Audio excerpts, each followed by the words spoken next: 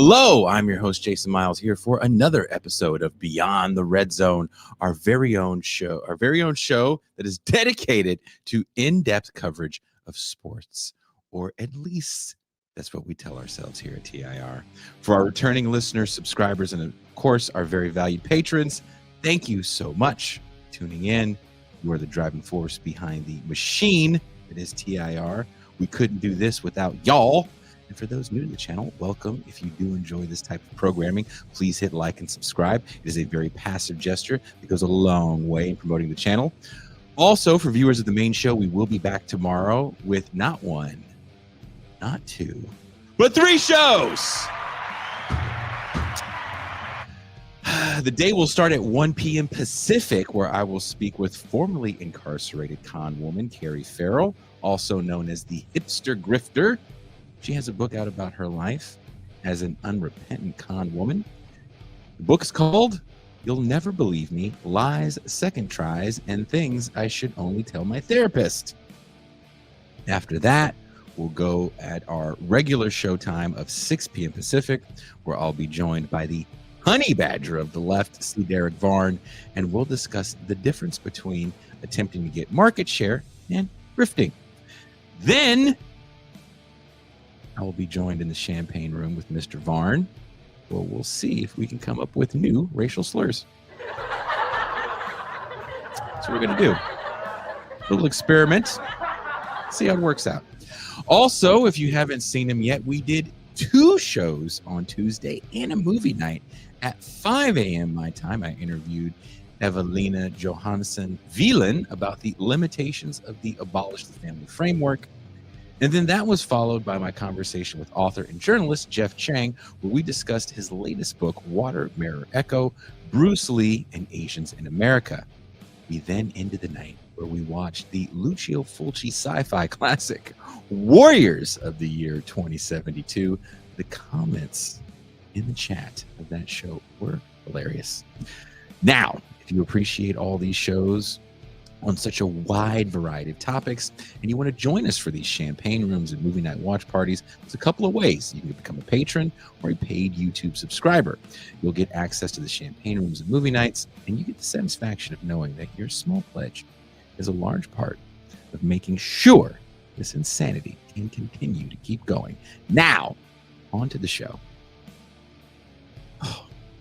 As a San Francisco Giants fan, there is nothing I loathe more than the Los Angeles Dodgers.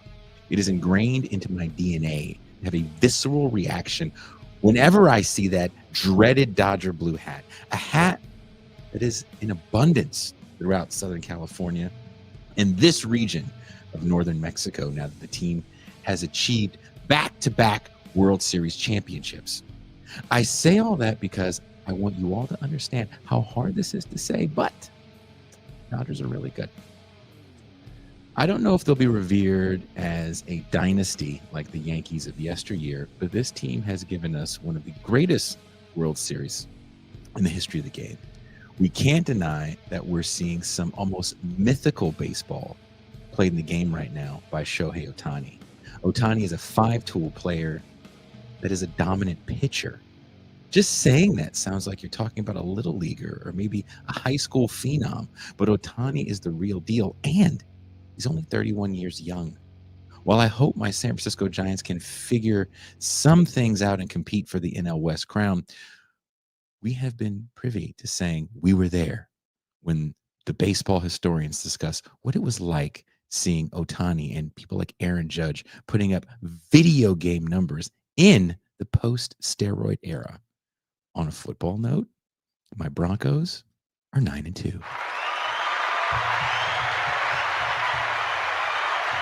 While I don't want to take up too much time bragging about my favorite team, I do want to point out that beyond their all-world defense, I'm constantly impressed by what I'm seeing out of Bo Nix. In only his second season as a team starter, he's had some uneven play, but this is only his second season, and he's still figuring it out. There are growing pains that are to be expected with a second-year starter. While Nix's play has been erratic, he's managed to put it together in clutch time when it counts most in the fourth quarter, and the Broncos are positioning themselves to possibly make a playoff run. If the AFC crown goes through Denver, this might be an exciting year for us Bronco fans. And as the great former Bronco quarterback Russell Wilson once said, Broncos country, let's ride.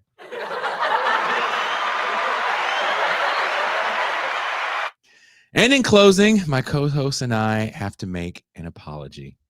Drake May, we're sorry. I know this is only year 2 for you, Mr. May. And while you've looked really good, I still reserve the right to say I told you so if the Pats fall off a cliff in the second half of the season due to your UNC inability to make plays in the clutch. But until then, Mr. May, you are making the Patriots proud, and you are making us eat our words about North Carolina quarterbacks. Drake May, one of the good ones.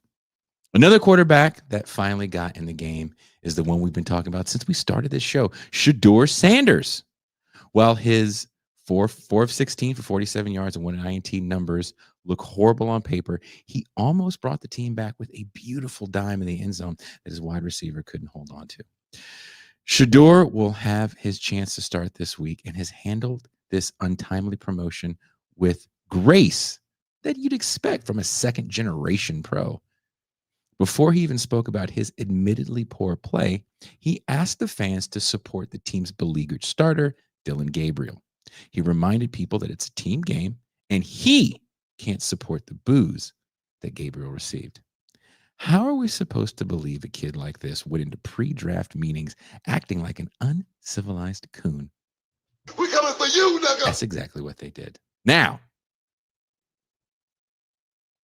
to enjoy all this sports talk with me and to go deeper into certain conversations, a man who also has a second-year starter, the one we had to apologize to.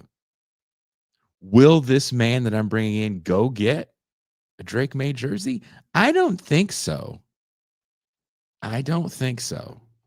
But he has to apologize as well. Please welcome Mac.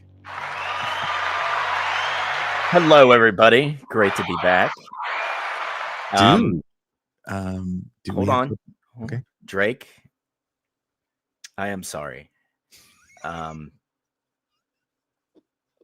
I am grateful that you are a person named Drake that's not from Canada. I firmly support you. And as much as I have been impressed with your above 70% completion percentage, throwing to a no-name receiving core. Yes. I will not be purchasing your jersey. The first new era patch jersey I will purchase is Trevion Henderson. Ooh. Because that's my boy from Ohio State. Damn. Who's finally being utilized. I'm glad Vrabel was finally like, hey, Ramondre Stevenson, you've allowed the ball to hit the ground 5 times in this season already. Why don't you go plant your ass firmly to that bench and let Trevion work? So, hey, what are you talking about, Ken? That's the first thing you said off air. That was the first thing you said. It was. I was like, I'll just wear my AirPods now. Oh my God. Virtuous says, congrats on your Broncos beating the Chiefs. In order for the Giants to beat the Dodgers, they have to sign Arson Judge. Yeah. Thank you, Virtuoso. I mean, we'll talk about it in a sec. But yeah, I mean, Drake May has been very impressive. I think if Knicks, he looks like he's got the yips in like the first 2.5 quarters. And then he settles down and looks like the second coming of fucking Johnny Unitas, in it's that last. Insane what happens to that kid. I've been watching look, this is my take on Knicks, and I'm just going to say this, and then we can stop talking about Bo Nix. And I'm fine with that. Yes, there's some erratic play. He looks like he's pressing a little bit early on. There's other games where there's a lot of drops. Yeah, I mean, and that's the thing we have to really realize with a lot of these young receivers. Since we've gotten a lot of production out of receivers that are coming out of like the lower rounds of the draft. Yep. They're not as polished as like your first round guys usually are, right? Like everybody was like, man, I don't know how Emeka Ibuka is going to do this year. And I'm like, are you guys fucking high? He is a black hole. Just throw it around him and he will catch it. He's kind of insane. Yeah, there's a reason he passed Chris Carter and how many other big name receivers from Ohio State. He's the all-time leading receiver as far as receptions go in Ohio State history. You know, I mean, I think like he came out polished as shit. Jackson Smith and Jigba. When you look at the LSU receivers, right? Like your first round receivers typically are very polished. These guys at the lower rounds aren't. And I think that has a lot to do with the drops that we're seeing because we're seeing a lot of this shit, right? We're literally seeing guys throw for like 70+% completion percentages now, which is like unheard of. And then the incompletions they do have, it's because they hit the dude right in the fucking visor and he couldn't get his hands on it somehow. You know, like there is some bad. If you go and look at some of these Bronco games, there's some really bad drops that have happened.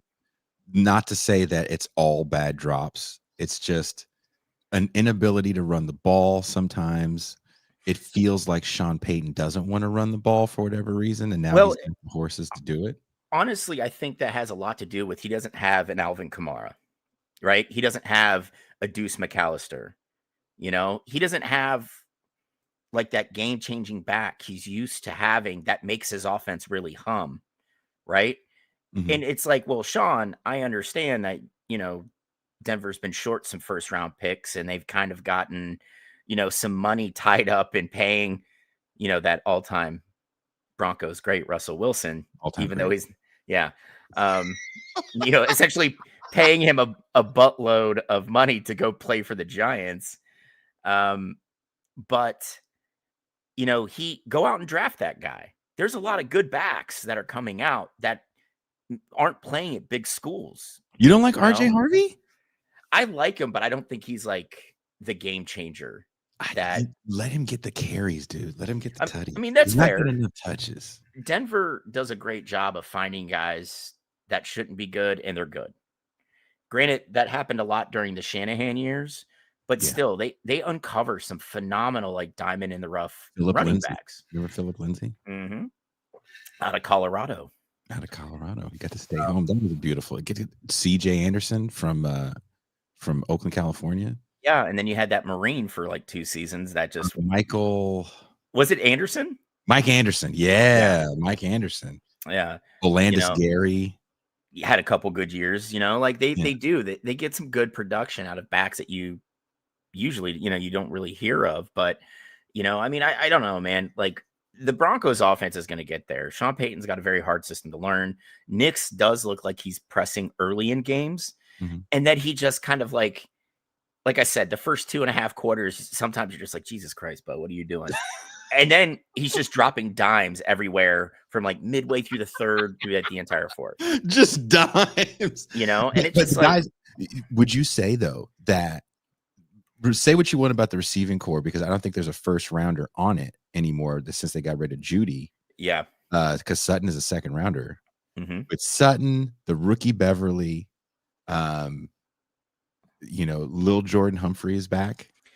I mean, they got talent at the wideout core. One, it's just keeping these guys healthy and working with Nix long enough to build that rapport, right?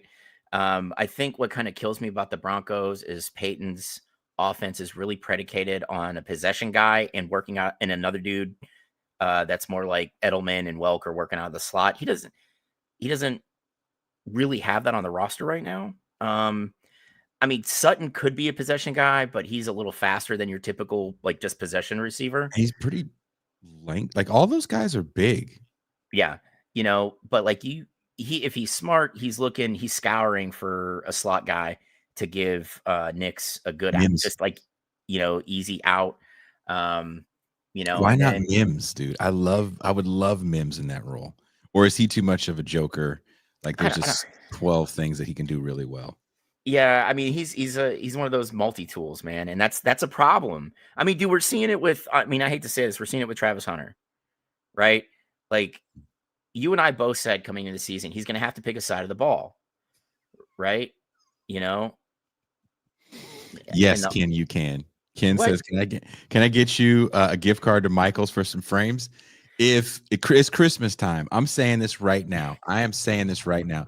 If you want to do one of two things, look, I'm gonna make myself big on the screen. If you want If you want to help out Mac, times are financially tough here at TIR Incorporated.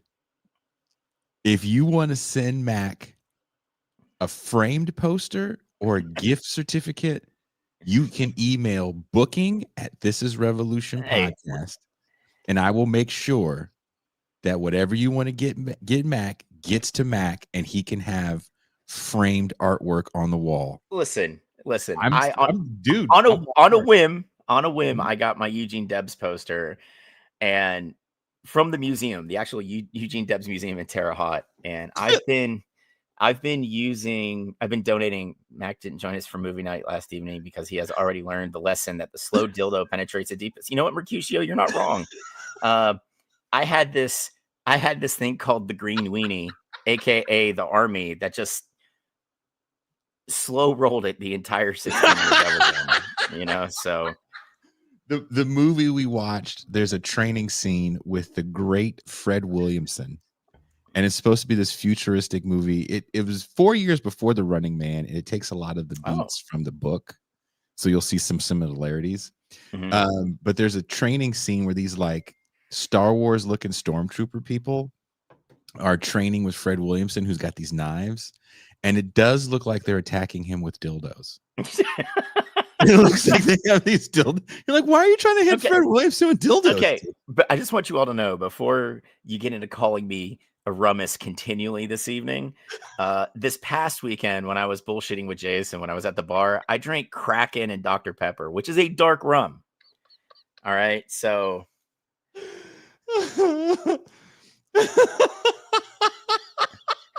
if you guys want to send Mac artwork, that Christ, everybody, you know what? Better than a gift card, don't get him a gift card. Send artwork to Mac. How awesome would that be if you had a wall? My room is literally covered in artwork from my daughter. You guys just can't see it because of the way my room's set up. Nope. We got to have TIR listener. You know what? Send it. I don't give a shit. Send it. If I like it, it hangs. All right. That's what I told her.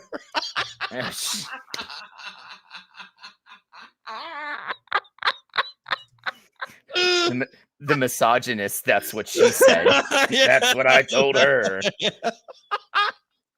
Mac, if you would have watched that movie last night, there's a scene where the main character is supposed to be in this torture chair where this hot woman is like making him like remember horrible shit, but it just looks like it's the cum chair. Oh my god. If I can find a clip, I'll So I'm going to share something real quick before we start talking about sports again. I went to Sears School.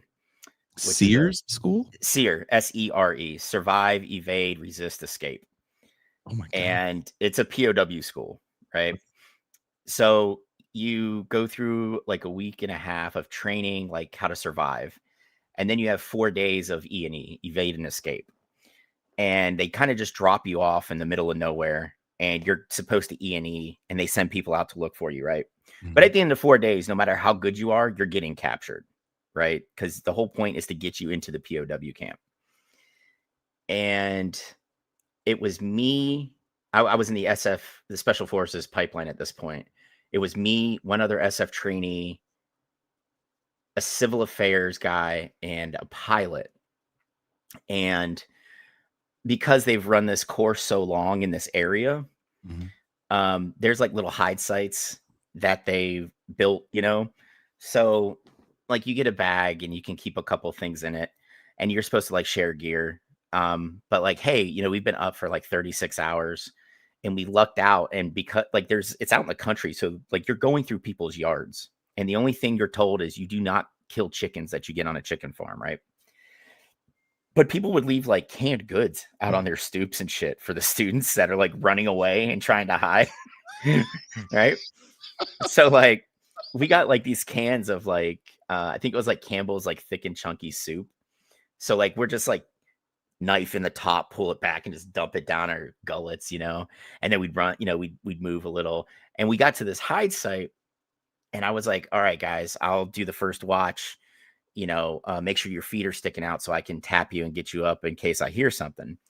Well, it was my time to go to sleep, and I was woken up by someone pulling me out by my feet, and the guy who was on watch was the pilot, and he fell asleep.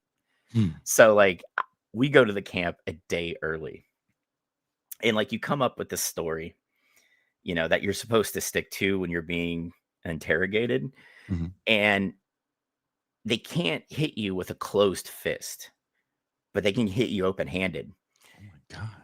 And there was this giant black man whose nickname was Comrade Chaos, right? Because like the whole thing is Pineland is a communist country and they're trying to invade this other smaller made up country, you Mhm. know. And he was easily, Jason, probably 6'7", like 300 pounds. And day one, you know, you're sticking to your story, right? And then they put you in stress position, which is like where you put your heels together and you squat down so your butt's essentially on your heels, and Oof. they make you face a wall and they keep you there for hours, right? So if you start nodding off, they would just like slam your head into the wall. You know, they start pumping music into it. They turn the temperature all the way down. And keep in mind, I'm going through school when it's in February, so it's still kind of cold. You know, it's cold here. Yeah. You know, they put me in people's pond into like right up into the point where I almost got hypothermia. Wow. Yeah, like dude, it's brutal. And the thing is, it's, you know, they're trying to tempt you into like giving up who you really are. No, they take your uniform and put you in like a prison jumpsuit. So they put this steaming bowl of rice in front of me, dude. My mouth starts watering, and I'm just like, no, man, stick to your story. I've only slept like for an hour or two, last 48 hours. And then Comrade Chaos leaves the room. And, you know, during training, they're like, whatever you do, if you get a chance to eat, eat. They're going to hit you anyway. You might as well get some food in your stomach, right? So I grab this bowl and I just stick my hand in there and I'm like, and this smoking hot, like German woman, maybe 5 foot, maybe 5'1", just gorgeous, dude, comes in. Comrade Chaos follows her in and just fucking starts making fun of me, dude. Right? Just starts making fun of me. And like she's like leaning forward so you can see her cleavage, you know. She keeps like trying to get you to break your story. And then Comrade Chaos comes out and just rips down your jumpsuit. And then she starts making fun of like your dick, you know? Whoa! Right? Oh! Right? You're just catching it both barrels, dude. So, you know, everybody cracks by the end, right? Everybody does, because this is something like everybody watches movies and you know, the guy sticks it out through torture. I didn't say anything, man. I didn't say anything. Absolutely not. Everybody cracks, right? Everybody. So they like when you graduate, when it's done, they like put the Pineland flag down, put the American flag up. People start getting teary-eyed and shit. And then they immediately take you to like go get this big meal, right? Well, I got slapped so much by Comrade Chaos, like my teeth shifted, so I couldn't eat solid. I couldn't eat solid food, so I just got like milkshakes and soup, you know. So after the course is over, like you don't do anything for 2 weeks. You just like report and then like go back to your barracks room and do whatever the fuck. So like my buddy and I, who was on a different team, like we just get drunk the first 3 or 4 days, and like we can, you know, our teeth aren't as loose anymore. So we're like, fuck it. We're going to go down to the shopette. They got like a Subway there. We're going to get like 4 Subway, you know, subs and just fucking gorge ourselves. Dude, I bought 3 sandwiches. I'm not even kidding. I'm walking out and who do I fucking see? The big guy? No, the chick. And I panicked, dude. I dropped my sandwiches and I just like, ah! Right? Does it give you a weird kind of trauma, even though it's training? Dude, it's fucking miserable. It sounds trauma-inducing. It is, man. Stress test, but I get it. Dude, and the thing is, it's like, it's a vital part of the pipeline because, you know, you got to think how these teams work. And when you look at the jobs that go, they work in very small teams. There's a high chance that if shit hits the fan, dude, like you are gonna get captured, right? And then we come to find out this German woman was like in her 50s and she was like in like a West German spy that infiltrated East Germany and like helped bring down the wall and shit. Mhm. And the US government brought her back to be a contractor because she was an interrogator, you know, for fucking West Germany. And I'm like, oh yeah, that's what I want. That's really what I fucking want is a West German interrogator interrogating me during training. It was fucking disgusting. I was terrified of her. That's fucking insane. But it reminds me of Rambo. Remember Rambo 2? When they're trying to torture him, they're like, he's trained not to feel pain. God didn't create Rambo. I did. Who are you?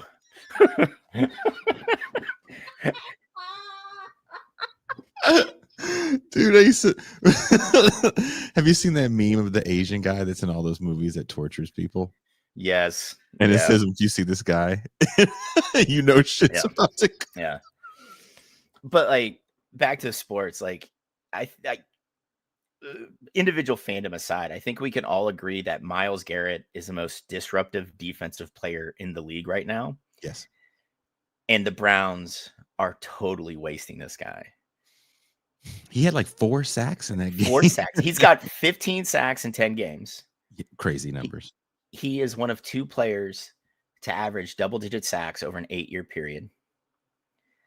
He's already broken 100 sacks, officially, and he's not even 30 years old yet. He's 29. Like, how? Right? But talking about Shedeur, and I was talking to my buddy Tim about this, who's a giant Browns fan.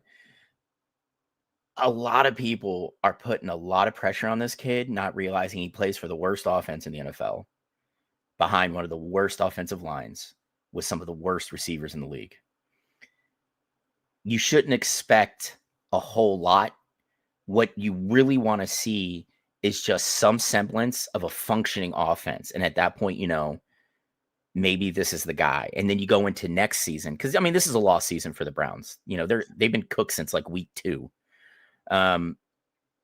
Where the Browns actually spend money smartly, mind you, not, giving the alleged sex pest, a guaranteed contract. But hold on, Tony, I'll get right to that in a sec. You spend on a wide receiver 1, you draft some depth at that position. You get Quinshon Judkins, a good number 2 guy to get him off the field at times. And then you go hog motherfucking wild. Hog wild drafting offensive linemen and fucking defensive backs. Right? And then you see if you can be competitive next year. Because even with all this going on, the Browns still have a top 5 defense. That is the fucking crazy part. They are losing games 19-14. Which is crazy. They're keeping themselves in the game. And one of the meanest, funniest things I saw about Dylan Gabriel was what Dylan Gabriel lacks in arm strength, he makes up for with a lack of athleticism.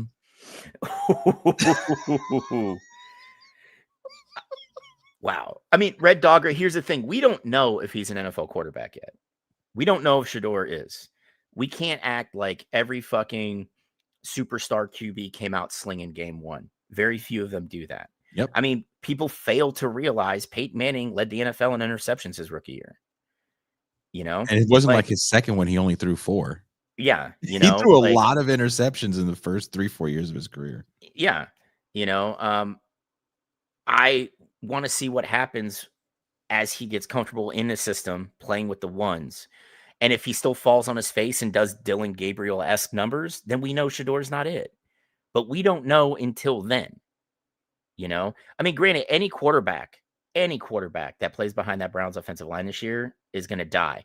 That's why I was so happy for Joe Flacco, right? Granted, Cincinnati's offensive line is only a little bit better. It still keeps him upright enough to throw 3 interceptions. They kept him in division. That's disrespectful. Why? They're move you in division? All he's trying to do is play for every AFC North team. There's nothing wrong with that. I get it that he's on a fucking bingo mission, but whenever you let someone go in division, I've always found that move disrespectful. I think it's because Cincy was desperate for a QB. Yeah. And they were willing to give something up of substance for Joe Flacco. Yes. Yeah. It's just we have to realize that no quarterback's going to be successful in Cleveland this year. And that's just the sad part. So we'll see. Sanders essentially has the rest of the season because I don't think Kevin Stefanski at this point is coaching for his job, right? Or maybe he just throws the rest of the season so he can get the fuck out of Cleveland and go somewhere else. I mean, he's a 2-time coach of the year. He's going to get offers the day he's fired, you know? But it's just, man, God damn it, dude. What happened? I can hear you. Dropbox fucking threw a pop-up ad at me. Sorry about that, guys. It's like, hey man, your Dropbox thing's full. And I'm like, dude, I haven't put anything in that since like 2014, dude. Chill. Virtuoso, North Korea has only had one leader since 2002. Virtuoso, here's the number. Shedeur Sanders will be the 41st starting quarterback for the Browns since 1999. Fuck. Look, for the people that, I'll say it again, for people that don't like him, I would have to say, what don't you like? If you watched any of his games in college, you would see that kid throw dimes in the craziest positions. You would see him much like Caleb Williams, the pocket presence Shedeur Sanders has. Even watch that game as the pocket was crumbling around him early on. If he could make a throw, he would stay in there and make a throw. That's huge. And he throws dimes. But for Shedeur to be successful, he's going to have to learn just to dump it out of bounds sometimes. Don't sit in the pocket and wait for it to collapse and then you take a beating, because that's how you die, you know, and we don't want that for anybody. Watching him go in that game after they had knocked Dylan Gabriel out, it wasn't like Dylan Gabriel left because, you know, he did this shit. Like, no, he left because he got knocked out of the game. Yeah. I mean, and that's the worrying part for a guy like Gabriel, because he's not a big dude. And if he's not behind a stout offensive line, he's going to learn the way Cam Ward is learning right now. That man is running for his fucking life every game. You know, and that's I think that's something we're going to see more and more in the NFL is the problem developing offensive lines. Functional ones, I should say, because we don't have like the big name O-line coaches anymore, right? I mean, Bill Callahan's still in the game, which is great. I don't think he's in Tennessee after the season because, you know, they shit canned his son. I thought he was gone with his kid. Did he go with his kid? I wasn't sure, man. Yeah. Yeah. I mean, I wouldn't stay someplace, be like walking to work like, hey guys. And like the team president comes up, hey, Bill, fuck you, man. Just fuck you all day long. Son. No. They made sure to kick his ass to the curb as well. You know, but like Dante Scarnecchia coached into his 80s in New England. He was there 30-something years. Like we're not seeing offensive linemen developed at the collegiate level. And a lot of people blame like NIL and they transfer too much. Well, it's just because the game's different at the college level still, you know? And offensive linemen need a little more time to develop, and they're not getting that time. You know, it just sucks. You know, Drea, don't you ever threaten me with that little German woman again. That is not right. She's still like, if I saw her in public now, I would still be terrified. And for Red, who says, well, who did Shedeur Sanders play in college? I'm like, Colorado was a big time conference. It was in the Pac-12 when he was there. And then I think he was there the one year they moved to the Big 12. No, they were in the Big 12 both years he was in Colorado. Were they in the Big 12 both years? Mm-hmm. I believe so, yeah. You want to double check that? Yeah. I swear it was Pac-12 his first year. Right, either way, they played big games, and I would challenge that with, well, who did Josh Allen play against at the University of Wyoming? Hawaii. I think you're right, Jason, because they rejoined August 2nd, 2024. So you are correct, sir. There's a lot of quarterbacks you can point to and say they didn't play anybody and put a big number. Yeah, I mean, you can say that about Randy Moss. He played in the MAC when they weren't playing anybody. Mm-hmm. You know, and Pennington. And you got to think Josh Allen, who completes 70% or more of his passes now, was a 57% completion, like career completion percentage at Wyoming. Yeah, he was not. Yeah. And I don't even think he had a year where he threw for 2,000 yards in college. You can double check me on that, but you know, but like, dude, look at this. Look at this. Should we pull up Josh Allen's first year numbers? he was not lighting the world on fire, and there were I mean, definitely people saying that he was a bust after his first year. oh, dude, there were people saying that he should move to tight end. Mm-hmm. You know, I think it's just dudes need time to develop. You know, and that's okay.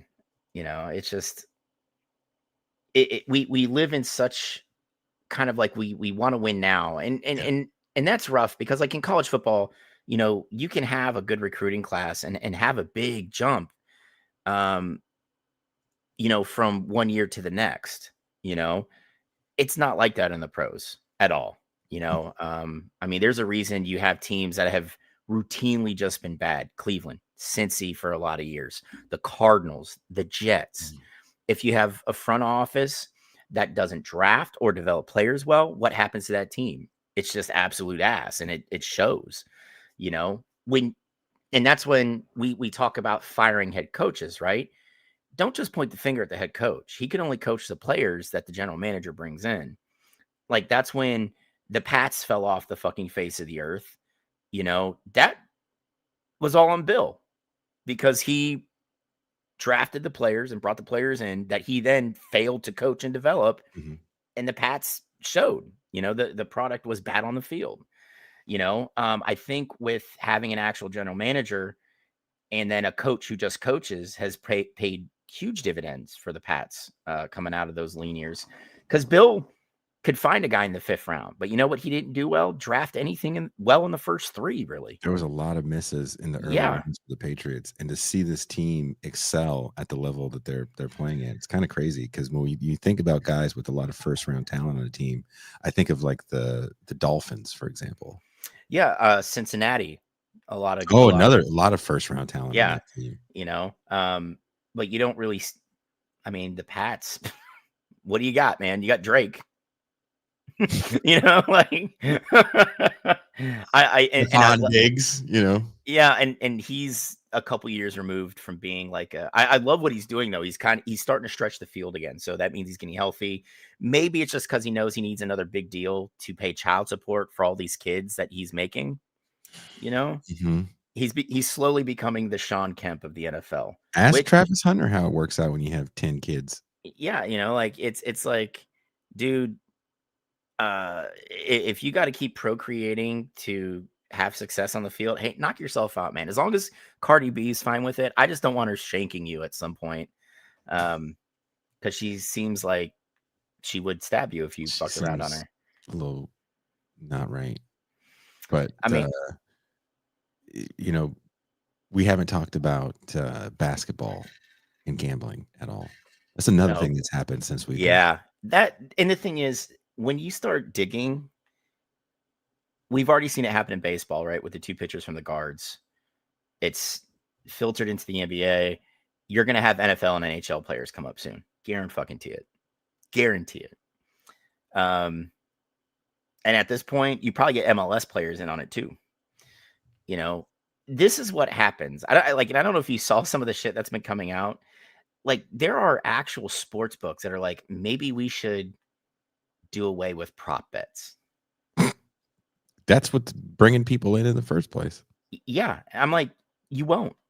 You're going to lose so much in a market, you know, and then you're going to go back to, you know, bringing them back under some other name because that's what capitalists do, right? They're like, whoa, we won't do this one anymore, but we're going to introduce this new product to you under, you know, and it's the same product under a different name. But yeah, man, I mean, here's the thing. Remember last year, there was the one dude that was banned for life. I think he was playing in Toronto at the time. You know, he was just a bench player. Mm-hmm. When that happened, you should have known something bigger is coming. You know, like there's something else. It's not just this one dude, right? It's not just this one dude. One dude isn't going to do this. This shit doesn't happen in a vacuum. Mm-mm. And then when you look at the indictment that was unsealed and you see who Coach A, who I don't understand why they give these aliases to people in indictments, because it's like, dude, we just saw Chauncey Billups fucking walk into a courthouse in handcuffs. Like, if he's not Coach A, like, who is? Mm-hmm. you know, like he's meeting with actual like organized crime guys. He could be charged under a RICO statute. Like, come on, dude. This isn't like, this could be on the level of like the Black Sox, and people are failing to realize that. What's baffling to me is why people would risk these bets that are paying less than their salaries. Dude, it's just like Emmanuel Clase, one of the best closers in baseball, potentially got himself kicked out of the league for $12,000. $12,000. Is there Like, is there something? Is it just an addiction, you think, or do you think that it's just deeper that we're not understanding? okay, Go ahead. so there's a group, there's a company in the United States that preys on Latin players, especially baseball players. And what they do is they say, we'll front you X amount of dollars, but then you give us a percentage of your future earnings. Clase was one of these guys, and he signed away like 10% of his earnings. You know who else was one of those guys? Fernando Tatis Jr., who signed a $324 million contract. And this company is now owed $32.4 million, and Tatis doesn't want to pay. Right? Because they do. They go down there when they're getting ready to sign their major league contract when they're like 16 years old. And they're like, listen, we know you're poor. Here's 12 grand. Right. He's Tatis Jr. He's not Fernando Villanueva from the fucking. Yeah, I got you. But but a lot of these kids are super poor. And I'll preface this, like Tatis Sr. wasn't exactly smart with his money. He was one of those guys that pissed a lot of it away. But his Tatis Jr. did grow up better than a lot of his peers in the league, but like they go down and they're like, hey, you give us 10% of your future earnings. We're going to give you 12 grand, 13 grand, 20 grand, like a drop in a bucket compared to what some of these guys end up making. Right. Clase was one of those dudes. But for me, it's like, why would you potentially flush hundreds of millions of dollars down a fucking toilet for $12,000? $12,000. Yeah. It makes zero sense. Maybe there is something to like the thrill, of doing this, right? Or maybe it's addiction. Either way, I think it's stupid as shit. You have a potential as the top closer in baseball who plays in Cleveland, who, let's face it, Cleveland is known to trade a star or 10, even if you don't make it in Cleveland, you're going to go make a lot of money somewhere else. Why would you risk that? I don't understand. And that goes back to what we've been talking about for a long, long time, right? Is we don't focus on the sport part of the sport anymore. It's the lines, it's, fucking DraftKings, popping up during Sports Center. Oh my God. The way that sports is talked about now, even on the main shows, like the little bit that I hear of like Colin Cowherd or even Jim Rome, these are the main sports shows that everyone's feeding off of that you hear later in the day. This is what all the podcasts are feeding off of. It's the main sports shows. And even they are constantly talking about what Vegas says and how that affects the way they understand. Because if Vegas says it, then they have, magical ears or all these great people. They're just making up numbers. So you put money down. Yeah. Yeah. And that's the thing. Like, hold on. Does it here? Minor league baseball players are unionized under the Major League Baseball Players Association. That did win. But yeah. And that's the thing. It's not like they have, I think at most, like some place like MGM has signed like sports analytics people, but they catch a lot of those dudes right out of college. It's not like these were dudes that worked in the front of it. Paul DePodesta didn't leave the Browns after running the Dodgers. He went to the Browns. The Rockies didn't sign, or, MGM didn't go grab Paul DePodesta to work their sports analytics, right? He went to become the vice president or the president of baseball operations for the Rockies. Yeah. You know, so these guys that they're lining up aren't dudes that are getting jobs in the big leagues, you know? So like why we put so much, well, we know why. Um, you know, but why the onus of sports programming, sports talk on the radio, streaming sports on, you know, Twitch and YouTube? It just mostly centers around fucking bets now, you know? Not how one offensive system is prepped to become, well, the NFL network now is owned by ESPN. That was part of the deal. The NFL got a 10% equity stake Mhm. in ESPN while ESPN took over the NFL network. So, you know, it's just, which I find, I don't know how that even got approved, that a professional sports league was able to get an equity stake in a network that covers them. There's an addiction thing that we don't like to talk about when it comes to marketing to a certain cohort of people. And in rereading the Ross Bennis's 1999, the year low culture took over America, he talks about mergers and acquisitions happening in media, and the easiest cohort to market to was white males between 18 and 35. And I think what we're seeing with the gambling world and major superstars' ability to sell out oh so quickly, and sell these apps to make it seem even more just ubiquitous, like, oh, this is just what everyone does. Yeah. I think we're seeing that there's the idiocracy future is just a marketing cohort that just buys Listen, this stuff. until Brondo's a real thing, Idiocracy is just a movie. Okay. It's so close right now. I know. Like think about it. You have gambling is everywhere, and right next to gambling is porn.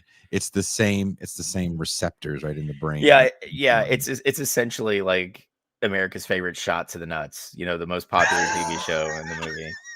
Dude, it's that. And then don't forget crypto, which is also kind of like gambling. I'm actually I'm reading a book about it. It's called Number Go Up, and it's been a phenomenal read so far. Yeah. Zeke, he's a journalist from Forbes. Oh, okay. That sounds interesting.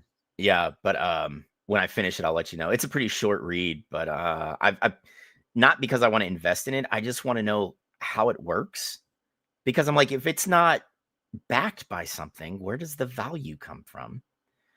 And then, you know, it's just like the blockchain was you know, you might as well have been speaking Greek to me.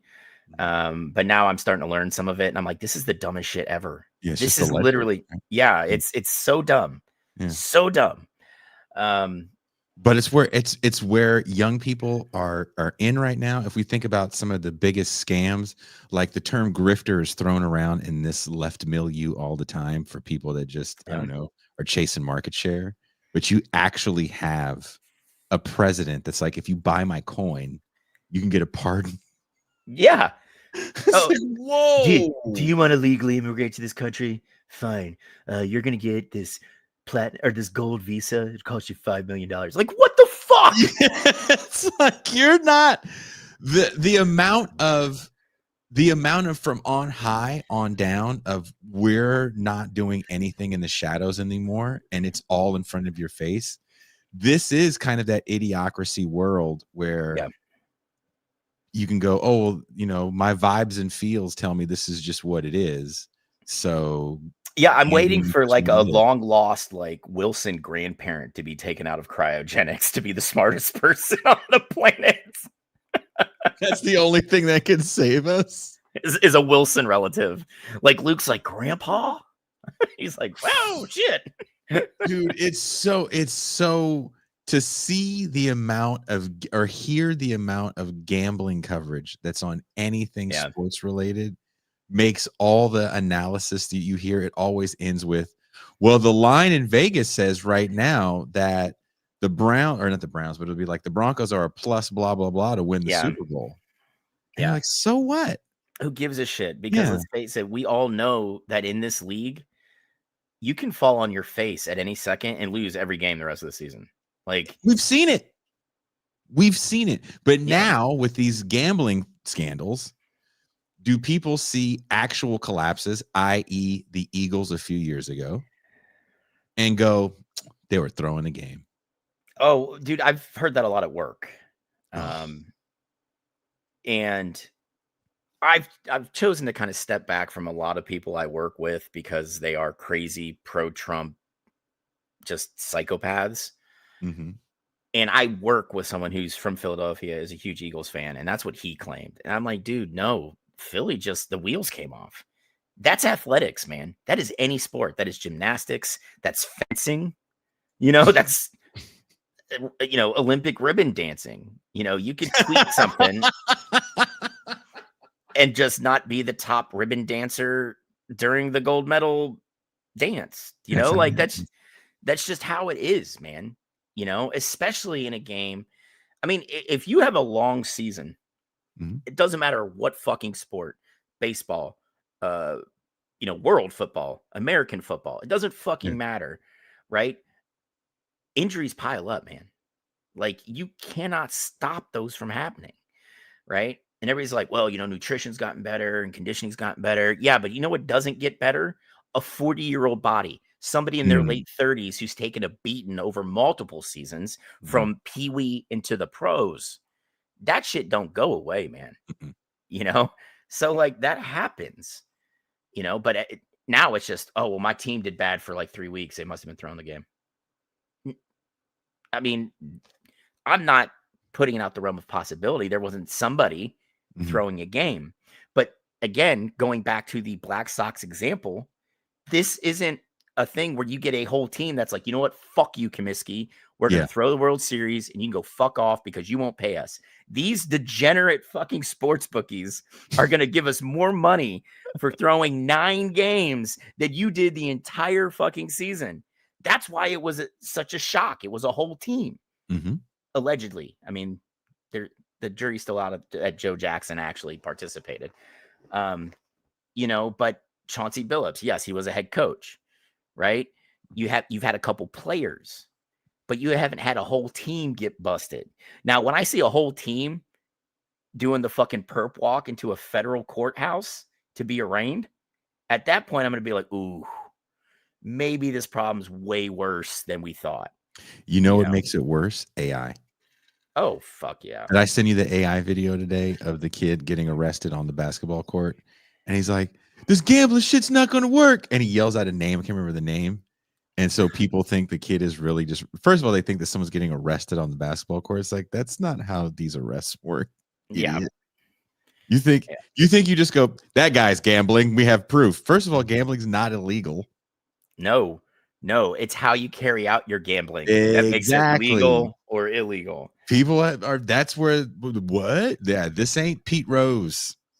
Yeah, this isn't the United States where there's only 2 places where you could legally place a sports bet. And they couldn't be farther apart if they tried. Atlantic City, Vegas, right? Now it's everywhere. I think there's only like 4 states left to legalize sports gambling, and they're in the process of legalizing it. And that's, Kushlik made a joke about Vegas, and people aren't going to Vegas anymore. And there's definitely several reasons involved.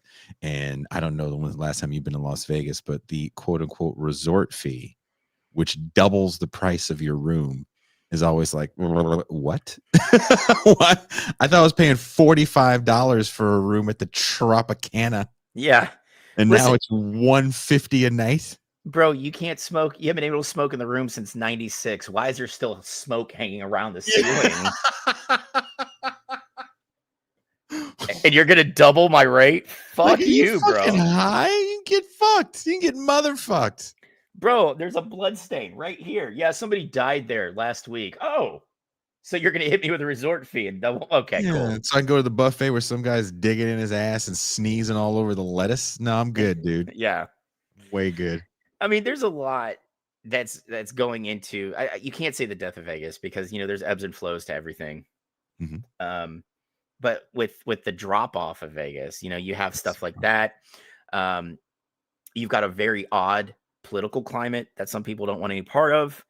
And on top of that, things are not getting cheaper, right? Even with the whole, if you drop some, you drop a stack, you're going to get free drinks. Yeah, cool. but you still have to think airfare is not cheaper, right? If you're driving, gas isn't cheaper, you know. Like you said, rooms, even at the Tropicana, you're still getting hit with a resort fee. And exactly, okay, can we just talk about this real quick? When I think resort, I'm thinking like cabanas around the pool. I'm thinking like comp drinks. I'm thinking like a lot of just good looking people chilling out. Now, when you're at the Tropicana, all right, the pool hasn't been like swept clean in about 6 years. It's You are green. off the strip. Yeah, right. And they're like, yeah, we do have a bar here, and all it sells is like Miller Lite tall boys. Like that's not a resort.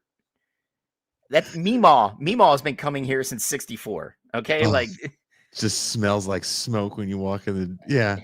There's look, I lived in Vegas for a hot minute, and that city changes constantly. And the Vegas I lived in 2009 is probably not the same Vegas that exists in 2025 with all the construction and new casinos that go up and go down. Dude, it's the half. I mean, most of the Vegas city skyline right now is half constructed because a lot of the companies that started building the fucking things ran out of money. Like I like Vegas. It's just it's a boom and bust town, and sorry, like I mean, I've got a couple of friends that lived in Vegas and they joined the military to get the fuck out of there because they're like, there's literally no work. You work in the casino. Yeah, they're like, you work in the casinos, and they're like, there's only so far you can move up in a casino, and on top of that, if you don't know the right people, you're not getting a better job, so it's just like, I'm good. I'll fucking hang out in cool towns. Like I've been to Vegas twice, and I'm just like, I went. I mean, if you want to get a good steak at 3 a.m., there's no better city in America. At 3 a.m., there's only one thing I want to get, and it's not steak. You don't want to get a good steak at 3 a.m.? Fuck no, man. Because at that point, I've got so much alcohol in my system. That's why you want a good steak in you. What I want is grilled. What I want is a fucking Waffle House, so I get a waffle and some hash browns and a lift home to go pass out. Okay, that's what I want at 3 a.m. No, my ex, who I did music with, worked in Vegas at one of the clubs, and we didn't have a car, so I would walk. JCB steak and cake. Steak and cake, dude. That's what I'm talking about, Mac. It's for all the clubs are done, bro. So that would have been a great name, because the one strip club in Fayetteville that got torn down actually had a steak buffet for lunch while the dancers were still dancing on stage. Steak and cake would have been perfect. Can you read Virtuoso's comment, please? I want cheeks at 3 a.m. Yeah, I mean, Virtuoso, let's be honest here. I turned 44 on November 10th. I'm not getting cheeks at 3 a.m., man. But you can get a good steak.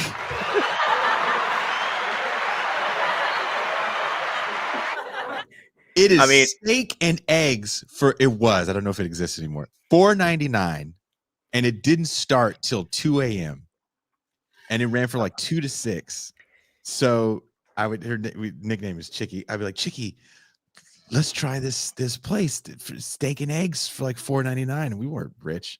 So, dude, it's 4 a.m. You're still awake for some reason. Yeah. It's two people that don't do cocaine. I mean, yeah. Especially if you're not doing blow, you're actually kind of hungry at that point. Yeah, I'm like legitimately hungry. Yeah. I mean, that makes sense. In this meth den of an apartment complex that was like every dark independent comedy drama that you've ever seen about drugged out people that live in that kind of environment, and we lived in it. Oh man, dude, 4 a.m. steak and eggs. Like it was not. I mean, this is the thing though about gambling. Like Cleveland has a casino downtown now. Gilbert owns it or has a stake in it, right? People like to sit here and blame a lot of people especially sports writers like to blame the proliferation of indigenous gaming. And I was like, if you look at indigenous casinos, you know what they typically do not have? A sports book. Really? Yes, you want to go in there and pull a handle, knock yourself out. You want to play blackjack, go ahead. You want to play fucking 18 different kinds of fucking poker, they got you covered. You want to play roulette, 3 tables. They typically don't have sports books, right? I didn't know that. Well, one, even though the laws are different for indigenous gaming, you got to think the first native casinos were built on reservation land. Okay. Now they're being built closer to population centers. Like my kids' tribe is based out of South Carolina. Guess where their casino's near? Charlotte, North Carolina. Dun, dun, dun, dun. Right? Dun, dun, So dun, dun. there's a different kind of permitting process that goes into getting a legal sports book than it is to just have gaming. It costs a lot of money. And a lot of these tribes are like, meh, we're good with what we got. All you white folks are going to come here and give us your money anyway, so we'll just take it that way, you know. But it's just, well, Nuri, you're seeing a kind of change in that now, right? It's skewing towards sports gambling. You're absolutely right. Typical casino games are still bringing in a majority of the cash, but we're seeing an increase in sports gambling because a lot of your apps run through books in states where it's legalized, right? That's why, like, if you are, before it was legalized in most of the country, like, I couldn't go to Ohio and place a bet because my phone, the original IP address is in North Carolina. So they wouldn't let me. I'd be blocked, right? Do you use a VPN then? Is that what those kids You do? could, yeah. But what they do is they work with state governments to make sure, like, if you place a bet, even if you're out of state, it's going to go through something in North Carolina, right? Like, say I went to visit Jason in Mexico, you know, it's just one of those things that they wanted to do to speedline their ability to put out, you know, to do a mass reach for American people, right? So if you can get on your phone and download 100 different gambling apps for 100 different books, you know, and it's nuts. So you're seeing, I don't think you're ever going to see sports betting, especially digital sports betting, catch up to like Hold'em and you know, typical casino games. But I think you're going to see the gap closed quite a bit, probably within the next 5 to 10 years, as people get more into it. Like when I was out last weekend, Jason, I'm surrounded by people who are like, yeah, I just got FanDuel. I just had to drop like $10. Somebody said, you know, put down $10 of your own money. They're going to give you $300 in bets, right? Just people who didn't know anything about sports. One woman literally was betting on a team because she liked the uniform. I'm seeing You another know? thing where people are betting that they don't they're not fans of the sport. It's just kind of the thrill of the game, and it's not costing you much today. Which again, I find the whole thing kind of fascinating, that this is where the economy is going, where everyone wants to be a crypto gambler, influencer, internet celebrity. It's just kind of a frightening state of affairs. But again, looking at it from the top down perspective, it's kind of what the president is, and it just seems so weird. Even in the second time around, I'm not naive to the fact. It's literally what I've been working on these kind of theories around this for years. But when you think about, and I don't want to say the era of kayfabe, because you could say this lasted for forever since there's been media, but to see someone that's such a charlatan, that has been a charlatan his entire life in front of a camera. I mean, I call them opportunists. It's exactly what they are, right? Like But it's a little worse than an opportunist. Like there's opportunists in our industry that I fucking can't stand, but I don't think they're con men. They're just opportunists, right? Yeah. Will they step on my head for an opportunity to move up on? So yeah, but there's a difference between that person and just a straight up con man. Yeah. I mean, Right? that's fair. Yeah, that's a good Dude is point. a straight up made up a university. Whatever. Who Yeah. gives a shit? You know, my whole life I don't pay contractors. Fuck you, sue me. Torpedoing entire sports leagues. Dude, just look at what he did construction wise in Atlantic City. That That's what man I'm saying. he bankrupted like 4 fucking companies. And it wasn't on accident. Like No. these were things that this cat did on purpose. Hmm. And to maneuver through your life that way and have people go, that's the man. That's the honest man. That's gonna, He's gonna drain the swamp. he's gonna bring us back to a certain kind of greatness. It's just like you shake your head and you go, okay, I need to know how we got there. And we need to start talking about this, because when you look around for a minute, right? When I come out of my cave, which is this place I live in, and I kind of look around, mostly when I go across the border, because it is a little different here, and see the amount of betting commercials and billboards that I see, and how how just games in general have changed so much to be Yeah. about the potential I of. mean, I'm a big NWSL fan, like Mhm. the women's professional soccer league, because there's a team just down the road, and it's just I enjoy it. Like my kids actually like going. It's a good just environment.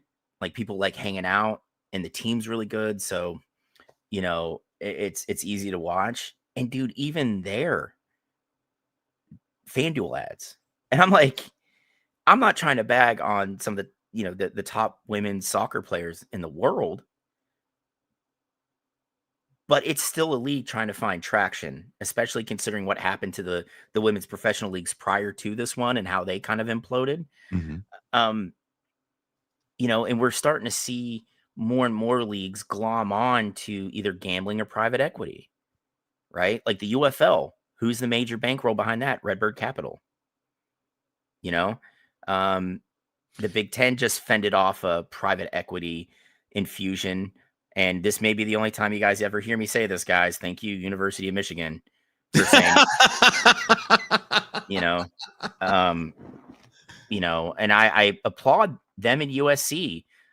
Michigan's like, bro, we make the most money out of any conference in the country. We're not broke. Fuck private equity. Mm, And they had put each Big Ten team in one of 3 tiers, with the tier 1 being having the biggest payout mm, from this $2.5 billion infusion of cash, mhm. to the tier 3 ones getting the lowest. And USC was put in the lowest tier, and USC was like, fuck you, dude. We deserve tier 1 money. No, we're not going to support it. So, I mean, I applaud both of them for whatever reason, for torpedoing this entire thing. And I find it really fucking disgusting the way they wanted to structure the deal, because what the Big Ten was going to do was spin off their media into a whole separate company. And this is what the private equity fund would have owned 10% of, Mhm. right? So they're like, listen, we want 10%. We'll give you 2.5 billion, but we're going to get 10% of whatever you generate in revenue. When you think about it, the way this thing's going, what they would have gotten was far more than that 2.5 billion. Like, why would you cut off your nose to spite your face on this one, man? And honestly, it's 100% fucking greed. Like, dude, you are already in a conference that has the biggest payout from the networks. You are already in the conference that's won back-to-back national titles, maybe a third, Mhm. on the way. You've got very competitive teams. I would have anybody in chat argue that's fine, but I think the gap between the SEC and the Big Ten has closed quite a bit. Quite a bit. Okay. Quite a bit. You know, and we're getting to the point where we're going to have the super conference. And I think that's where we're going to see the full-fledged slow dildo entrance of private equity into, college sports, which I think is very unfortunate, because at a certain point, things stop growing, right? You kind of plateau, and that's where private equity starts breaking things down for parts that they can sell off and Which continue to generate money. I don't know if you've seen this. A lot of musicians have been selling their catalog. I have. Private equity. Did you see who just sold their catalog? I mean, recently, no, but there's been some big names that have like literally just taken huge chunks of money. They're like, here, have my shit. Kiss sold even their likeness, and that was for $350 million. If Ace Frehley was still alive, this would not have happened. He did it when he was alive. I'm kidding, Jason. Jesus. I was gonna say he did it when he was alive, and I'm sure he died. But he drowned in his money. I shouldn't say that. Ace Frehley. That was it. Great licks. That was his real cause of death. Scrooge McDucked himself and all of his money. He's like, I don't want it in cash or digitally. I want you to fill up my mansion with coins. And then he went to jump in it, but it's so dense he broke his neck when he hit it. That's how he died. He's like, oh, this money's a little thicker than I thought. Slipknot, $120 million. Huh. Well, that's some bitch shit. The sad reality that a lot of people don't understand about the music business is it's just like the rest of life. There is a 1% that does make their living entirely off music. I know, Jason. It's the hard reality. It's the harsh reality. We've talked about it quite a bit here, but it's still kind of like a knife, right here. Is it? Dude, look, think about this for a second. I was talking to Bert Cooper about this earlier today. Maybe you would appreciate being in on this a little bit. Maybe you guys all watching would appreciate to be in on this. I would love to hear what you guys have to say about this. Bert hits me up. He goes, "You know that dude Drewski? Do you know who Drewski is, Mac?" Mm-hmm. He's a black dude. He's kind of big. He's an internet celebrity, like big as in large. He's a tall black dude with like blonde. So he's a robust man with a bad dye job. Okay. Yeah, that's the whole thing. It's supposed to look like a bad dye job. And he does these crazy internet things where he has a show where people live in a house. He's a ridiculous character. He recently painted himself white, but in that realistic white makeup, and went to a NASCAR show. I think I saw something about that. Yeah. Yeah. So that's him. Okay.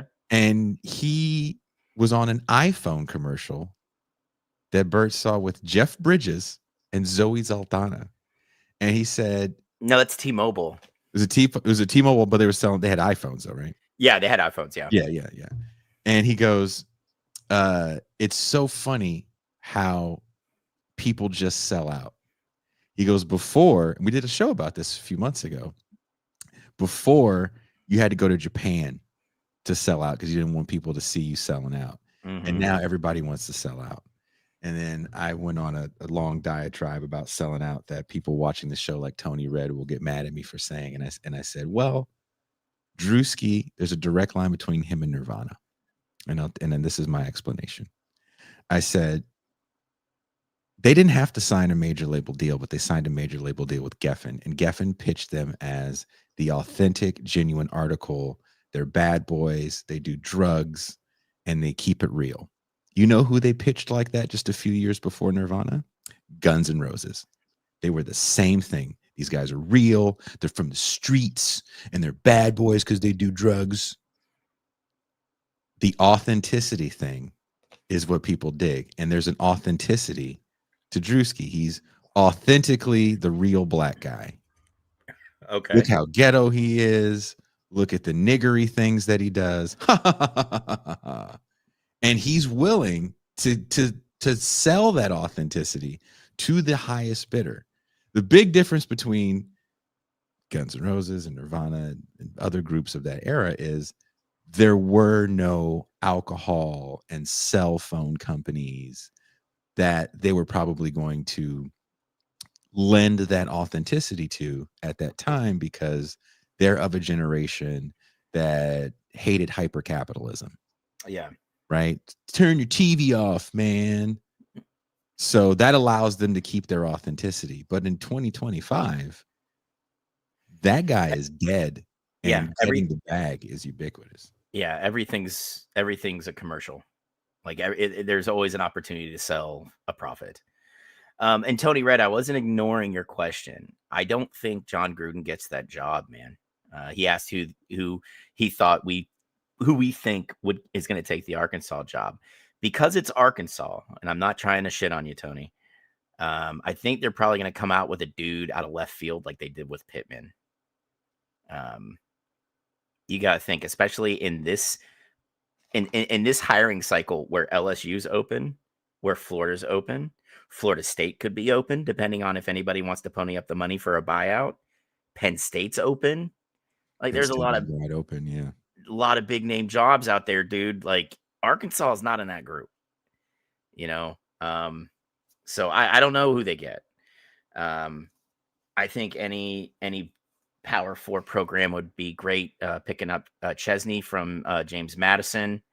I think that's a good one. Trying to pry Sumrall out of Tulane.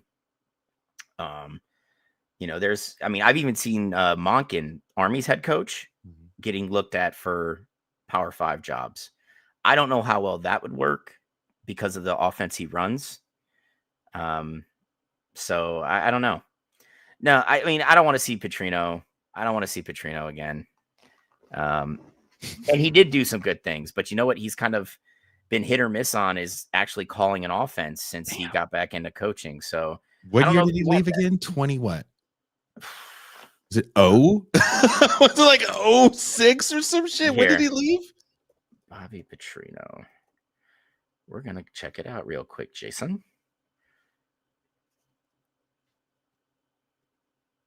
Okay, there we go. That's what I wanted. So maybe that's another part of this whole like sports gambling thing is that there is no 2008 to 2011. He was the head coach at the University of Arkansas. Yeah, it was a while. Was that Mitch Mustaine years? I believe so. I can't remember off the top of my head. But do you think like part of the reason why we see athletes so quick to jump into the gambling thing is because they do lack a certain amount of what we would call integrity, maybe? And it's just like, I don't care. It's a stream of revenue. I don't care. I mean, there might be something to that, but I also think a lot of it has to do with maximizing your ability to earn while you can, right? Because not everybody's Shaq, who's going on 15 years from his end of his playing career. And he's still marketable, right? Everywhere. Yeah. Yeah. Not every player is like that, you know? Like, most players are more like Joe Thomas than Shaq, right? We all know Joe Thomas is a Hall of Fame left tackle. Guy didn't do shit for endorsements. He didn't like being in front of cameras, right? And the few that he did, like, you could tell this guy does not like being in front of a camera. You cut him a check, he's here, he realized he doesn't like it. And this is the best take you're going to get, you know? Yeah. You know, so like, and I get that. Like, if you get an opportunity, especially in leagues where, you know, your contracts aren't guaranteed or, you know, your playing career could be much shorter, you know, I can see that. Yeah, man, I'll take $5 million to be a pitch man. I mean, look at a guy like Steph Curry who got caught up in the FTX shit, right? You know, he ended up getting sued because of it, because of the commercials he did.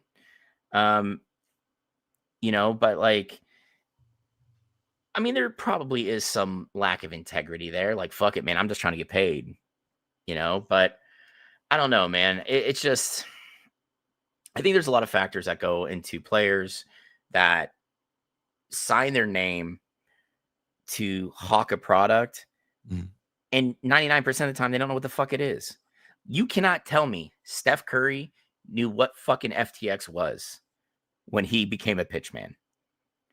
I believe Tom Brady knew what it was because I think I think that dude was probably mining for crypto in like 2003. You know, like he just strikes me as the type of dude that's been with the crypto shit since its inception, right? It's just a bro ass dude, always looking for the come up. Always, man. You know, I mean, that's why he made his own health shit.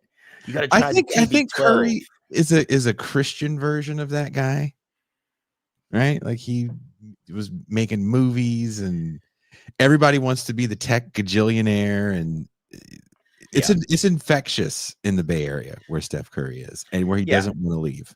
So Yeah, especially considering what he's done with his little company, where he's like, well, I'm not going to hire unionized workers to build this building. So, and he stomps his little fucking, well, it used to be Under Armour. He just left. So, He just let. Well, Under Armour's having some issues as well. well, He never got the shoes right. Yeah. I mean, dude, just stick to t-shirts and running pants, man. You're not a sneaker company. No matter how hard you try, your running shoes suck. All right. I can't imagine anybody trying to play basketball in your fucking shitty products. So they did athletic wear better than anyone else, right? Yeah, dude, I still rock Under Armour like running shirts, man. You know what I mean? Because I sweat. It gets above 60 degrees. I sweat a lot, And with me running now, fuck yes, dude. I need something that's not just going to absorb the fucking gallons of sweat I pour out, Like, just stick to that shit. And let's face it, you're getting all the free press in the world by doing Maryland's fucking 32 alternate uniforms. So just fucking stick with that, man. The powerhouse of athletics that is the University of Maryland. Listen, bro, there's a reason the Big Ten wanted them. All those TV eyeballs in the Baltimore area. What was our share in Baltimore? Yeah.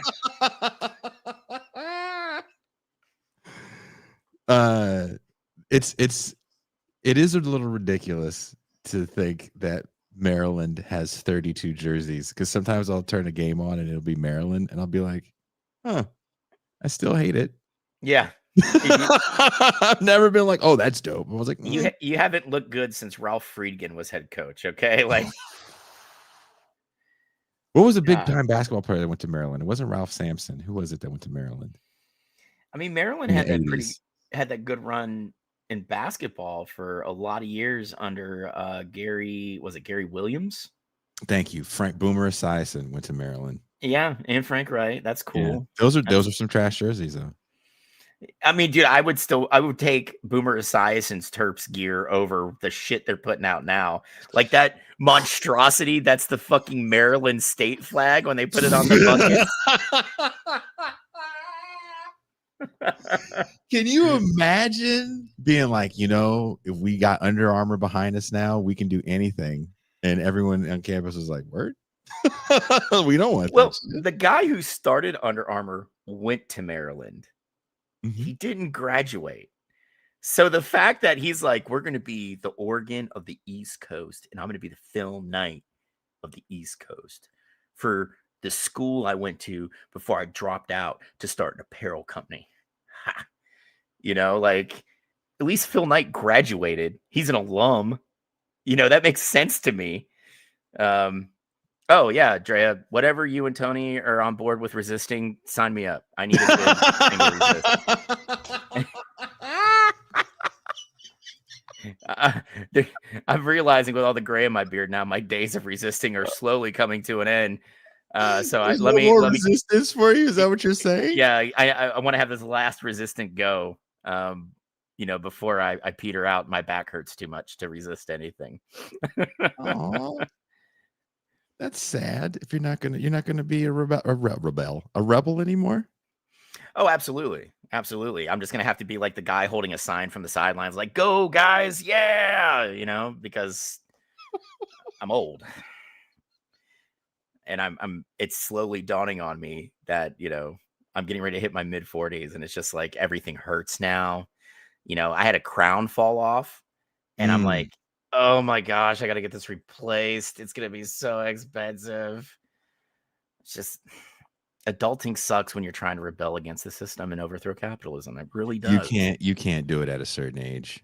You can't overthrow capitalism at a certain age. You think you can, and then your knees start popping and you're like, oh, it's cold outside.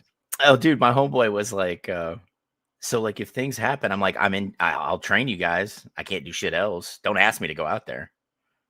I'll fall over. But they're like, dude, you go to the gym and you run. I'm like, yeah. So I look good naked. It's not to fucking run around out there shooting things anymore. I'm too old for that. Yeah. These people. Look, at this rate, Mac is just saving up his money so he can marry one of these Prison Connect women when they get out. Yeah, everybody, I've gotten a pretty steady stream. A couple of them I said I could fix. But the vast majority, I just simply asked Jason, what did they go inside for? And he's like, I don't know, man. You can check out the website. I don't want to know. I don't want to know. Sometimes people put what they did, and like if I Jason sent me one where she's like, yeah, I'm in the Pocatello Federal Penitentiary in Idaho for aggravated assault. Okay, I can handle that.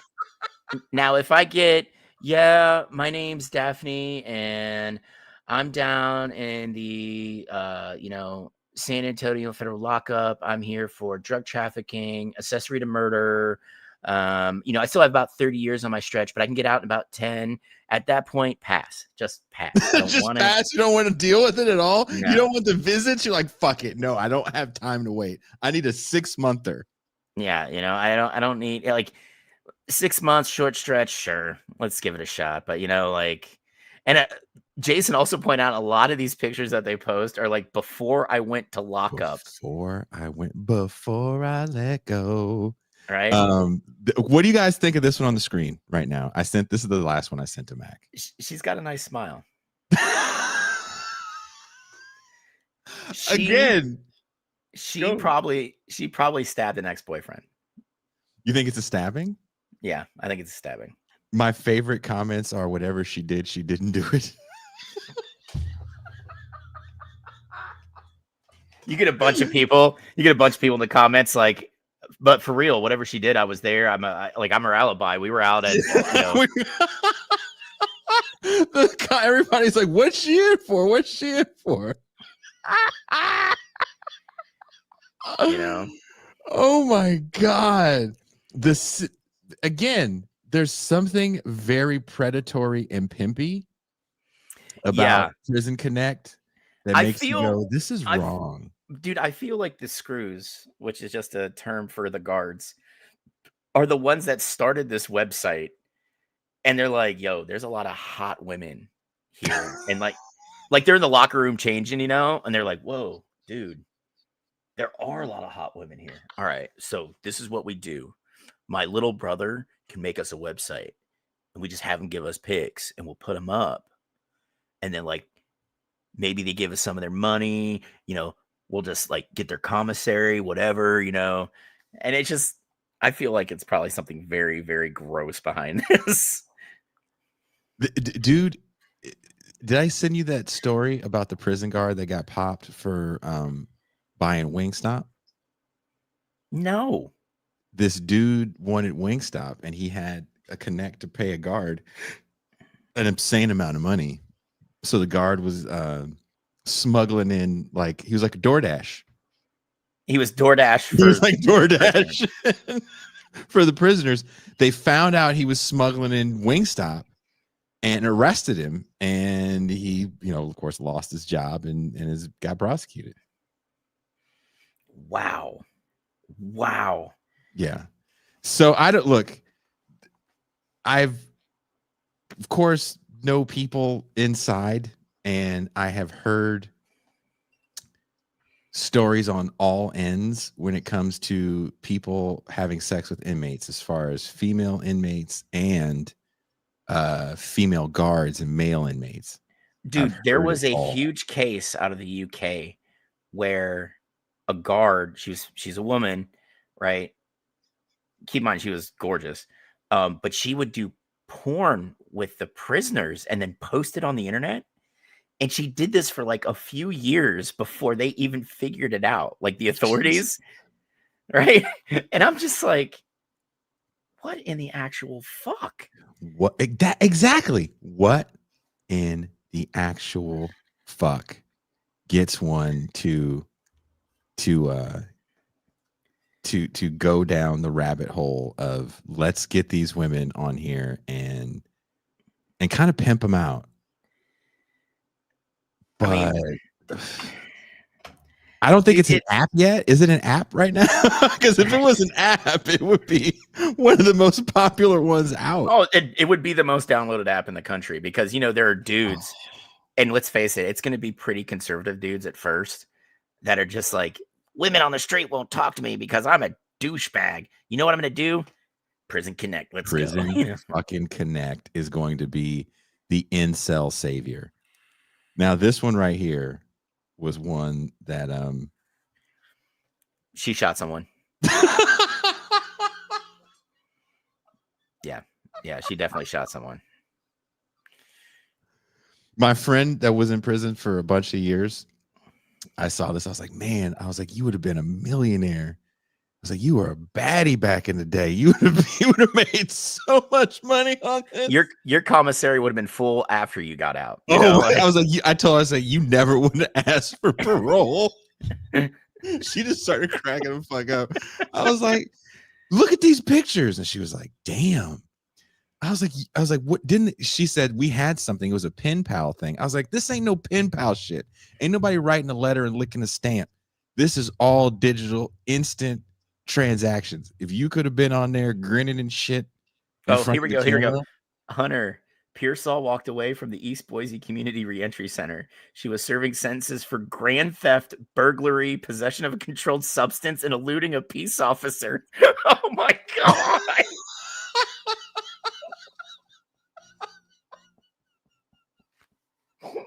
Oh God.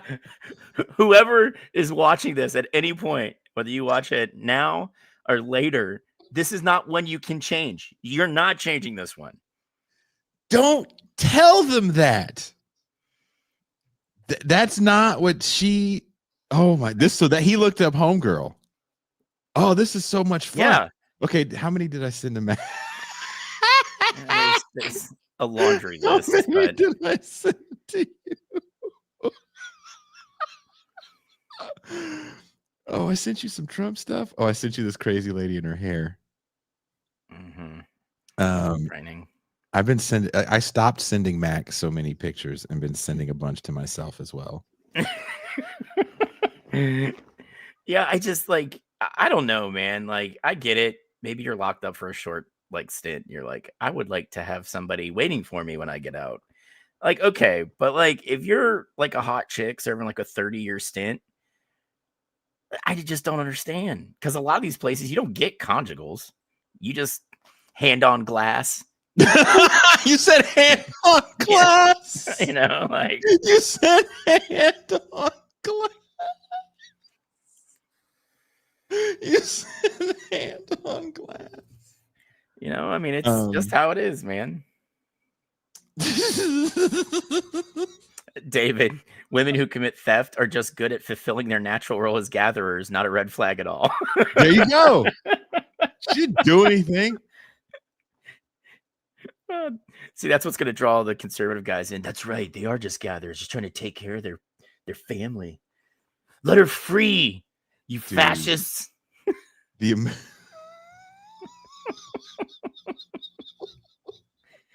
Red Dogger, they just want that sweet, sweet commissary money. On a sports note, there's a football player that we both know, LeVar Arrington, former #1 draft pick. Yep, Penn State great. Penn State great. He made a video that might be the worst video I've ever seen in my life. A music video? No. One of his endorsees or endorsers is Byrna. Do you know the Byrna gun? No. It shoots pellets. It's a gun that's legal in all 50 states. And it shoots pellets. It shoots pellets, not bullets. It's yeah. So it's like a Red Ryder, but it's pellets instead of BBs. The Byrna. Byrna. The Byrna. To protect your family, get a Byrna. Right? So because when I'm driving to the States, I always leave at 2-3 in the morning. So I catch the early morning ESPN sports show. And I listen to it all the way. It's a 12-hour drive. And so I hear the advertising, I hear the crazy shit LeVar Arrington says, and it's always some crazy shit. It sounds like he's just there to get a check and hasn't given a fuck in a long time. And this video, maybe it's CTE or maybe it's just a disconnect from what he's trying to convey and what I think the video says. Now, I'm not going to warn you guys at all, other than LeVar Arrington made this. This is not a fake thing, because even people have commented like, I don't think that's the message you're trying to convey here. Oh God. So here you go. Let's see this. This is going to be atrocious. Oh, hold on. I forgot to share it. I'm really bad at. Okay, can you see it now? Yep. Okay, so unfortunately, we missed the first part. And the first part, it goes, he is one of the most notorious sex predators in the United States of America. What made you target, or what made you go after a specific child? He went after boys, girls, black, white, Hispanic. It didn't really matter. He went after them all. There wasn't a specific demographic he focused on. And the most amazing thing he said, I looked at the father. And if the father wasn't a threat, I would go after that child. That blew me away. He didn't even look at the mother. He looked at the father. And if the father wasn't a threat, so I've started telling you, hey, be a threat. That's a good thing. If you're a dad, one of the most notorious sex predators ever in the United States of America. Oh, bro.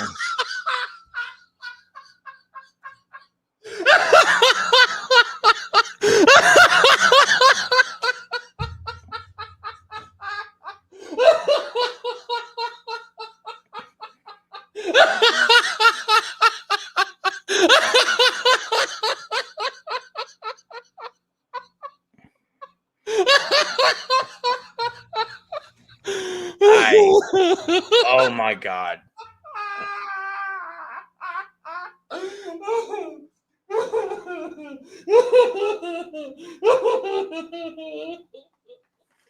The fact that this video was released just tells me that LeVar Arrington does not have the money for a public relations firm.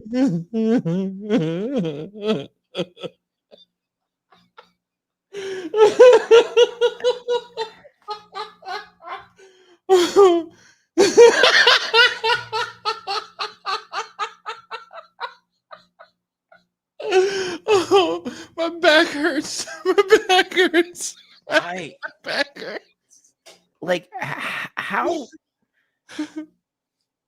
do you allow? Because let's face it, here's the thing. When you are endorsing something and you make a commercial or a video for a product, 99% of the time, they're sending you a cut of the video before it's released. Sure. At what point did anybody, like say LeVar Jr. or Mrs. LeVar or his dad or even his manager just go, no. After the Sandusky thing, maybe you shouldn't do a video like this, LeVar. Bro, you went to a school where a coach was banging young men. Wait, just in case you guys just joined in, here's again. And they asked him, they said, what made you target, or what made you go after a specific child? He went after boys, girls, black, white, Hispanic. It didn't really matter. He went after them all. There wasn't a specific demographic.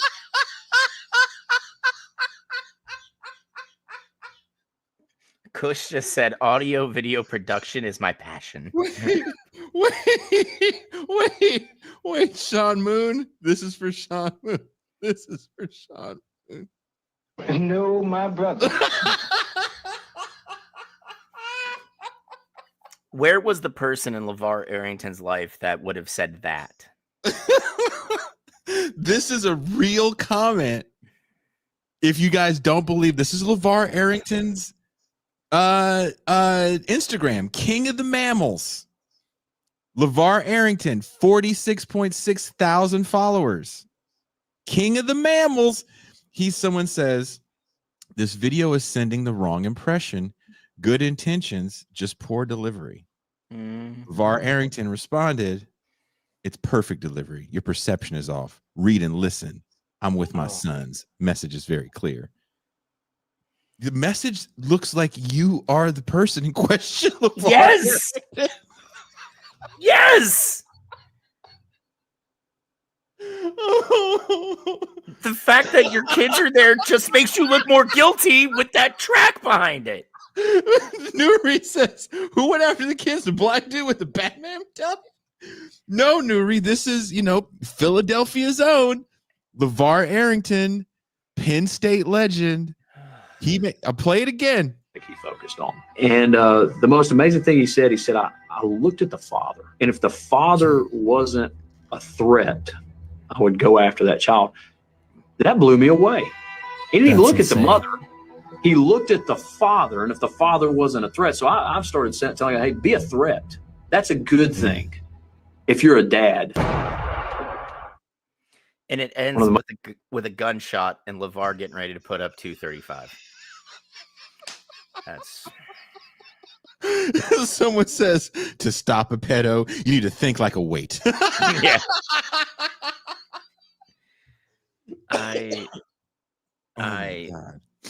That dude, I saw that. LeVar, if you're watching, I have a mass comm degree. I will run PR for you so this doesn't happen again. I know exactly. We all know what he was trying to do. Yes, I'm aware, but this is not how you do it. It would have been better off if he made some cheat, like he read off a fucking teleprompter, just like, I have kids. I've got a family. And when I want to protect them, he just pulls out the burner and and it's called a burna. Yeah. Okay, cool. But like, no, bad Lefty, it's not. This is not it. This is awful. This is like the worst bit of promotion. Oh, dude, when they have the picture of him looking angry and the narration is talking about how he preyed on, he didn't care if they were Hispanic. He fucked little spit kids.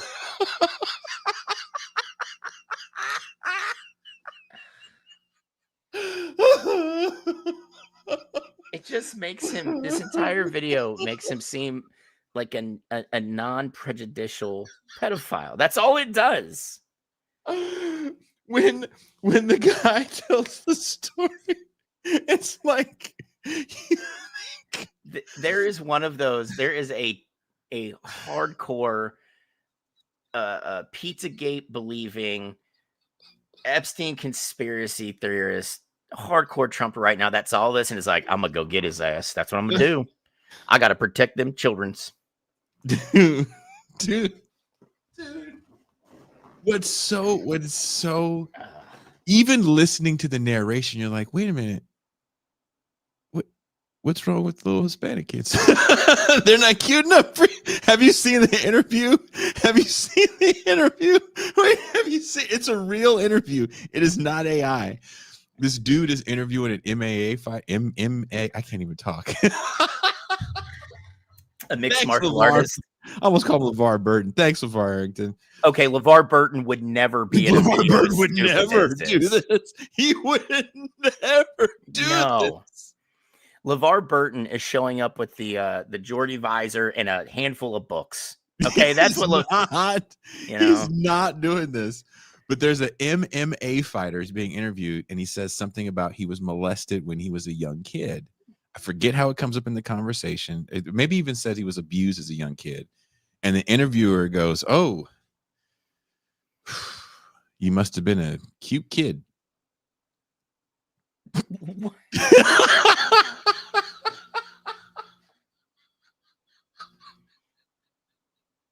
It's not Sean Strickland. It's a Latin fighter.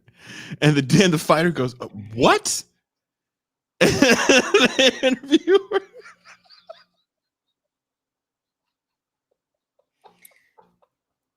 Wait, Milk Bone Crusader says woke pedophile.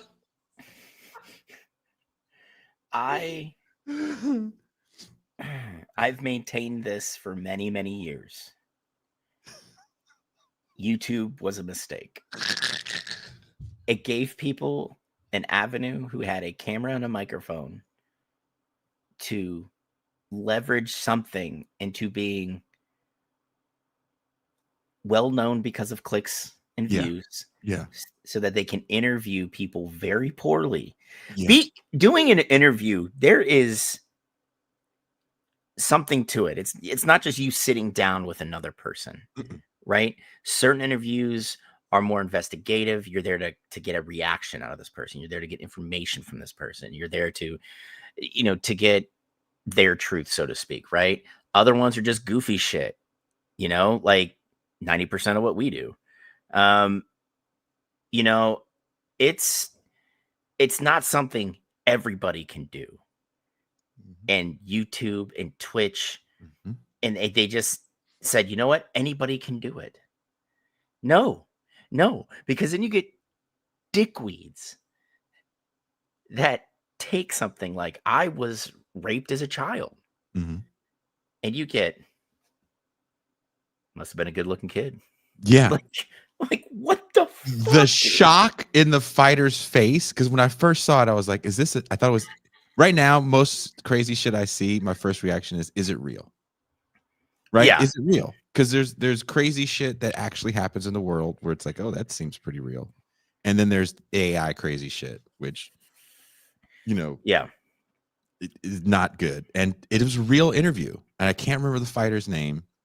And it looks like he wasn't fighting that night. It was just one of those like events where there's just a lot of people around. Yeah. Yeah. And you're not a lot of dudes that are prepping for a fight. You're not going to get more than, my opponent's really skilled. I got to be on top of my game. Typical shit, but with like somebody who's not fighting, they're just there to, support the company or maybe another fighter. They're going to give you an interview, because they want you to remember them before their next fight. That's exactly what it was. The dude he had asked him about a fight. And then he asked him another question, and then somehow the whole child past came up, and I forget how it came up. And the dude he said, assaulted or something as a kid. And the guy goes, "You must have been a good-looking kid." And the dude, his reaction was a very honest reaction. It was, "What did you just say?" Like, I don't think I heard you right, because no one says that. No one says that to a person that knows how to kick your ass. Yeah. And one, hats off to this fighter for not just like immediately spin kicking this dude, right? Murdering that man. I think because he said something so egregious, it knocked him out. He was literally stunned. Like, I don't know how to react to that, because I don't know if I should react to that. At that point, it's just like, you know what? Take the mic off. You know what? You have a great day and fuck yourself. You just get up and go. Because at that point, it's just like, okay, I'm willing to have this interview and this conversation with you. But what I'm not prepared for, right, is me coming out with a horrible trauma. Maybe it was like, what got you into fighting? That could have been the question that spawned. Well, I got molested and I wanted to defend myself. And be able to make sure that I was able to not allow that to happen again. And this guy just fires off with, and can you imagine being asked that question? And you're expecting a guy to go, and you're expecting the guy to be like, man, that's tough. I'm glad to see you're in a better place, and I'm glad, maybe he goes into like something that this guy does to help kids that maybe that's happened to, but instead you get, must have been a cute kid, like what the fuck? It's absolutely, that is absolutely insane to me. We are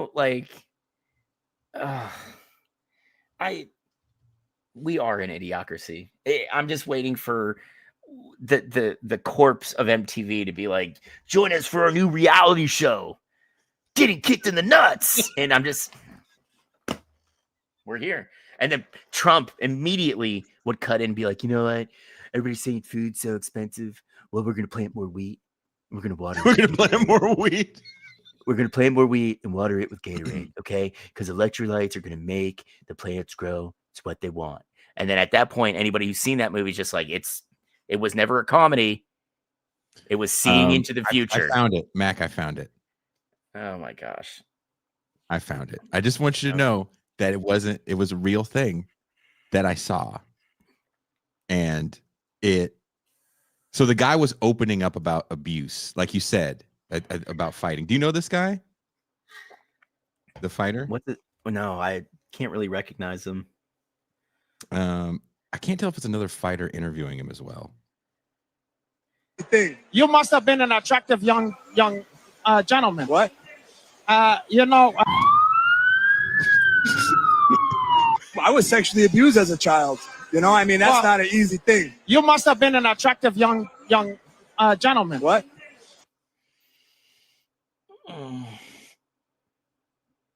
No. That's not the follow-up to that. It's not a follow-up to that. You nod your head like this. I'm sorry that happened to you. That's the only thing you can say. That's it. That's it. There's no other response for that. No. None. No. No. You don't say, "Oh, well, on the bright side." No. There's no bright side to someone saying that. Nope. You know, on the other hand, no. Bad Lefty says you undersold that, Jay. Yeah. I told you guys. Is this real? Like, is this real? This is real. God, it just. See, Kush says that is actually more insane than I thought it would be. Yeah, right, Kush? This is just batshit. Drea, if I didn't have to go to work at 6 a.m., I would already be a customer was on the lot. And keep in mind, I cannot legally sell cars. I don't have a dealer license. But he's like, okay. After I tell him that, he's like, listen, hypothetically, what kind of car should I get? And I was like, well, what are you looking for, dude?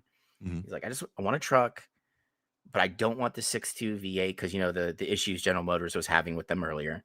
I was like, well, there's some 5.3s, right? And I was like, listen, it came in with the steps already in the MSRP, and it's got a spray-in bed liner. But get this, they're going to try and double charge you 4 steps and a plastic bed liner on the addendum. So I was like, just go in there, say you want this truck, no addendums, and it's going to save you 2 G's right there. And he's like, really? And I said, yeah. And he's like, all right, you guys got any deals? I'm like, GM's doing the red tag program right now. You probably get about $5K off. I was like, you putting anything down? And he's like, yeah, man, I'm gonna put about 12 down. I'm like, okay. So I was like, you're looking at financing like about 30 grand. And he's like, yeah, that's about right. I'm like, listen, dude, apply for the GM fucking MasterCard because you can pay your car bill on it, Jason, and you get points for it. So then at the end of the year, or like whenever you get enough points, you can use the points to pay your fucking car bill. Oh, dope. Right? Mhm. So I was like, say you wait until the end of the year, you're only going to pay 11, but you'll be able to cover your car note with the points. And he's like, really? And I'm like, yeah. And I was like, they're going to try and sell you some floor mats, right? They're going to charge you $400 for it. You can go around to our parts desk, get the same mats for $250. And guess what? Use that MasterCard, you get 7 times the points for it. So that's more shit that you can use for your car bill, right? And he's like, huh, okay. So like literally 2 hours later, dude puts down, you know, his you know, his what he's paying in cash, already had financing through his bank. Dude's gold, right? In and out in 2 hours. Next day, he comes back with a giant bottle of Jack Daniels and was like, thanks, dude. And I was like, oh man, I'm glad I could help. If I didn't have to work at 6 o'clock in the morning, I'd have that open right now, Drea.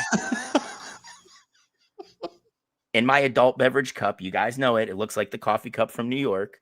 You know, I would be just refilling. It is kind of an insane thing to see, right? Like back to back with Arrington.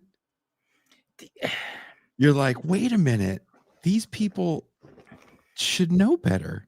Yes, and it is stupid as a vocation as it is. Public relations is actually really important if you have a public facing like gig. Like say a retired football player who's hawking the Berna. Okay?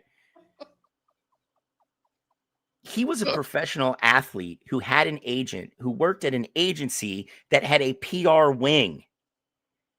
You still have access to that shit. Use it, you dumb motherfucker. Right? People give me shit. Oh, you got a mass comm with a focus in journalism degree. What were you going to do with that? Be a fucking journalist? Because I learned how to interview people? Because I learned how to write? Because I learned, you know what I mean? Like, you can't just be like one day, you know what I'm going to do? I'm going to interview sports figures. That's what I'm going to do. Oh, good luck with that, dude. Good luck with that. You know, you have to know how to speak who your interview's language, right? You've got to be able, like when you're interviewing an MMA fighter, that is a whole other world than interviewing a baseball player.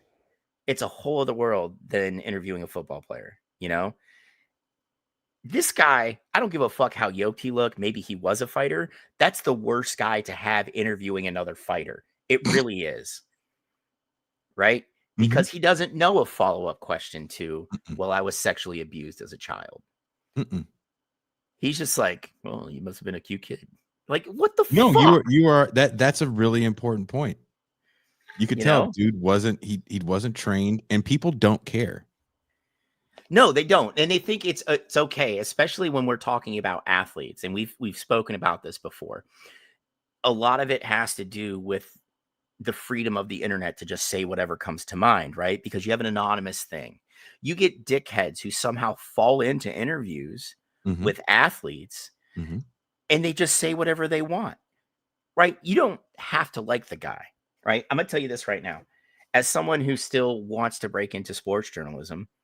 At like on a big level, I detest Floyd Mayweather Jr.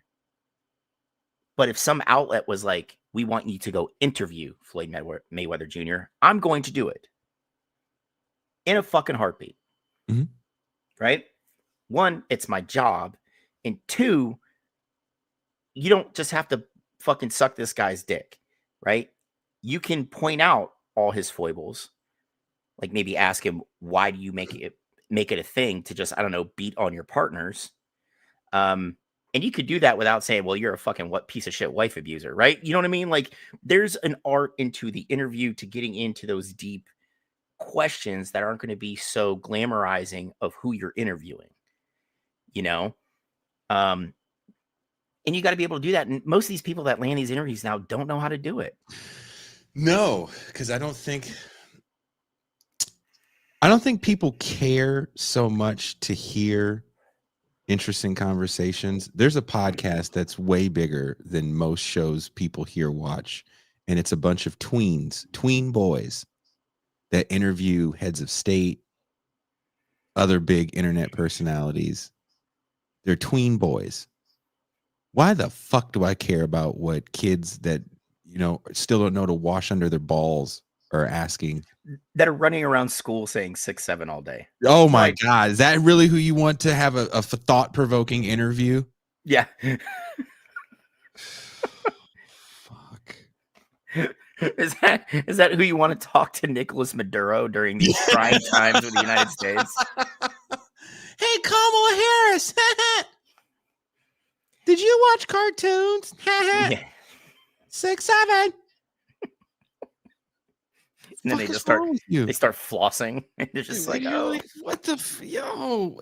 These kids are so cute, and they're looking at their people like, why did you sign me up? Why did you send me here for these stupid fucking kids? Now I gotta do my time in the Special Olympics so you can get some more readings. Before we go, I have seen numerous fights on the internet. I am a fan. You're quite the connoisseur of the connoisseur. When I was a younger man that feared nothing but the great creator, I looked for trouble and would have no problem. Obviously, you looked for trouble. You toured in Idaho, bro. That is asking for trouble. Drea says, you owe me a movie night on my birthday for this. Hey, no problem. I didn't know you. Hey, Drea picked the film. Make sure it's weird. Make sure it's weird as shit. I just watched a great black and white movie before the show, and I'm just so Of good. course you did. You know what? I'm gonna make it one of my missions in life now to find just the oddest film that then when you finish watching it, and I don't care what time of day it is, you text me and you go, Mac, next time I see you, I'm going to punch you right in the face because I watched this whole movie and it's so bad. I watched this really. It was I subscribe to so many channels on YouTube that actually play these old movies. That one was recommended to me. It said written by Rod Serling. So I'm like, I'm in. You would love it. You would fucking love it. It's called Women Behind Bars 3. No, it's called Patterns. It's Diaries. It's Diaries of before, Pocatello Lockup. I watch those at a different time when it's like towards the end of the month and I'm hella broke and sad. And When alone. Jason's got a boner to spare. Yeah. Oh no, I got a nighttime boner. What am I gonna do? Go away, go away. No. I can't waste you. I can't. You don't understand. The year 48 means I only have 10 more left. 10 more left. You just walk around and like some doctor looks at you like, sir, do you have a priapism? And you're like, what? Well, you've had an erection for the 3 hours you've been waiting in line here, you know? That's not healthy. Well, I can't waste a load. I can't waste a boner, dude. What do you want me to do? You want me to just shoot these out for no one? Fuck you, man. Can't just waste these. You just waste erections like this. What am I, 25? God. I spent my best years married, just wasting all those boners, not having children, because at some point in my marriage, I did have sex 3 times, but I think that was just 3 times. Well, I mean, it's got to be more than 3 times. You got, what, 12, 13 kids? Nuri says, not the boner clock. The boner clock is like, you know, those movies where you have to defuse the bomb. Yeah. You don't know if it's the red or the green thing to pull, and it's like ticking slowly. It's like, which one is it?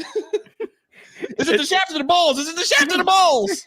Bad Lefty said, crying as he scratches off one more loner boner. Dude, the boner tally is a real thing, because you know when it started for me? When you know how when you're younger and you just get boners for no reason and you're like, I'm invincible. I got a boner for no reason. And I wanted to get a boner and I just didn't. And I was like, oh no, it finally happened. It hit me in my mid-30s when I get like, you know, when I'm younger, I'm drinking all night and I'm still like rock hard, ready to go for some sex afterwards.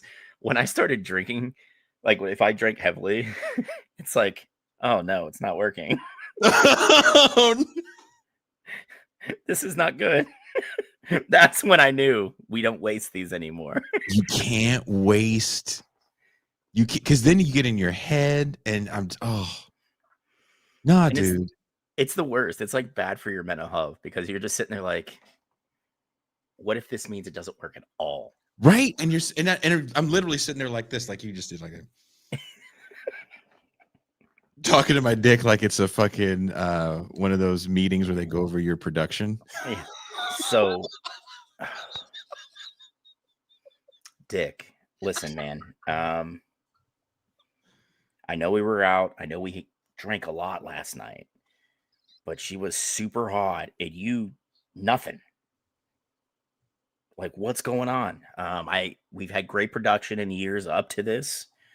I'm gonna have to. It's gonna show on your performance review. Okay, like you're gonna get a negative mark here. Yeah, you know, dude. I was at I mean, snack weight. That's what we're going for. You know, like when Jason opens the show, we're trying to get it. So he's like, "Welcome to Behind the Red Zone, your Lefty Sports Show," and we're brought to you by Blue Chew. Having a little trouble in the bedroom? Not a problem. Chew 1 or 2 of those tablets, not to exceed 2 in a 24-hour period. Remember that. And you'll have a great night of sex ahead of you. Now, the Giants. On to some sports. The Giants. Buster Posey's their general manager. He's not doing enough. Slide me in. Wait a minute, Jason. We've been on for 10 minutes. Oh, yeah. So, Mac, it seemed like he maybe didn't have enough lead in his pencil. You know what would have helped him, Jason? Pull out the blue chew. You Blue always chew. have to. Again, these guys, when they do the reading ads for that, there's different ones, right? There's the ones that are pre-recorded that they try to throw in, and there's ones they have to throw in during the show. Yeah. Those are my favorite because when they try to segue in, like, oh, that's a good place for us to talk about our sponsors, a Blue Chew. Yeah. When I couldn't get the job done, when I listened to Behind the Bastards, Robert Evans gave so little shits about like his sponsors. He would like be doing this heavy thing about the bastard of the episode, be like, oh, so here's a word from our sponsor. It'd always be like, like a podcasting company or something like that, but it wasn't anything like Blue Chew or booze or anything. But like he would just stop the paragraph, right? Do the ad read and then just go back into it. Like he just did not give a fuck about a segue or anything. I would love, like, that's how you made it. If you see me do an ad read on the show, and I can finally click that. When you upload a video, you have to click if you have an in-video ad read. I would love to click that box every time I upload a video. Oh, like, dude. I am down. I'm just waiting for the call where like just some goofy company's like, hey man, guys, we love your show.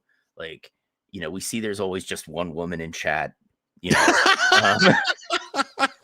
love that you guys know your audience. First off, we love that you have female representation in your show. That's great. But get this, man. Cock rings. All right, we make them, we sell them. We need you to pitch them for us. What do you think? And Jason and I are just sitting there like, and they're like, we'll start you out 15 large a year. Fuck yes, let's do this. Give me 10. Let me test them. I would model cock rings during the main show, interviewing Noam Chomsky. If somebody gave me 15 grand for the year, Norm you know what we bring in from YouTube for the year for this show? The year? It's not a quarter of $15,000. Can you imagine, like, Norm? We finally get Norm on. He's like, so I heard you guys making fun of me. And we're like, oh, it's just a joke, Norm. We're like, hold on, Norm, ad read. Jason's like, having trouble in the bedroom. Norm doesn't. What? But Mac and I, not only do we hawk this product, but we use it. Looky. Mega cock rings. They'll keep that boner stiff for hours at a time. All right, Norm. So you were telling me about the horrible atrocities that are happening in the Middle Gaza, East. What were you saying? And Norm's just like, what? Cock rings? Brianna Joy Gray would never advertise a cock ring or a vaginal stimulator. How dare you? No, Brianna Joy Gray's got way more patrons than me. I don't know what to say. I'm not as cute as her. It's like Norm, knock it off, dude. Just fucking let me read the ad, okay? Shit. We got bills to pay, bro. Yeah, fuck. Damn. Jesus Christ. I'm just gonna read the cock ring ad. Virtuoso said, "My sugar." I'm glad I can help you get your endorsement. If my dream came true, and it would be a milk frother. Oh, dude! If I could do Temu ads and they sent me the cheap bullshit, oh my god! You wouldn't need Blue Chew. I'd be coming all over the place. Jason, how'd you fix your boner problem? I actually got some money. No. Just he doesn't even sit down to do the intro read now. He cuts a profile and it's just him in like fucking gym shorts with a heart on. Just like it works now. Like, have you ever had to look a woman in the eye and been like, look, ma'am, you're very attractive and it seems like you're staying over because you brought that bag, but I need you to understand that I have 3 erections. 3 erections. The first one is going to be a quick one. Sorry, it's going to be a quick one. The next 2 are going to be annoyingly long. Okay. I'm letting you know what you're in for. Don't look at me for a fourth. No. It's not And during that second one, I'm okay with you using your phone. Like pull up TikTok, whatever you got to do. The third one, though, I'd prefer if you read. I have to really concentrate at that point. Yeah. If you see me meditating, it's because I have to be in a different place. It has nothing to do with you, ma'am. You are everything I've wanted and more. It's just that I'm old and insecure. Yes. And there's a mirror right there. I saw myself. I'm not as cute as I thought I was. No. It's all downhill, ma'am. And I can't lose that third boner. No. And I mean, I'm already self-conscious because when I went to untie my shoes, my knees popped.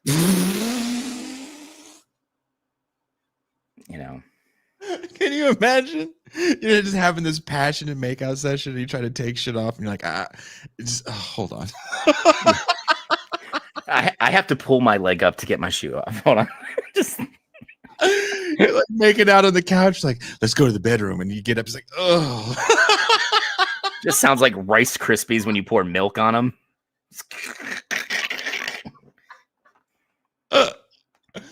This is why when people are like, oh, look at that young hot chick. It's like, I don't want to fuck a young hot chick. You know why? I smell like icy hot.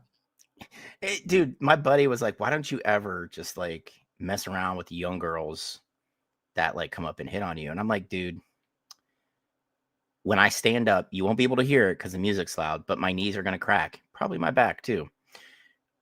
I get roasted enough by my 16-year-old daughter just for existing.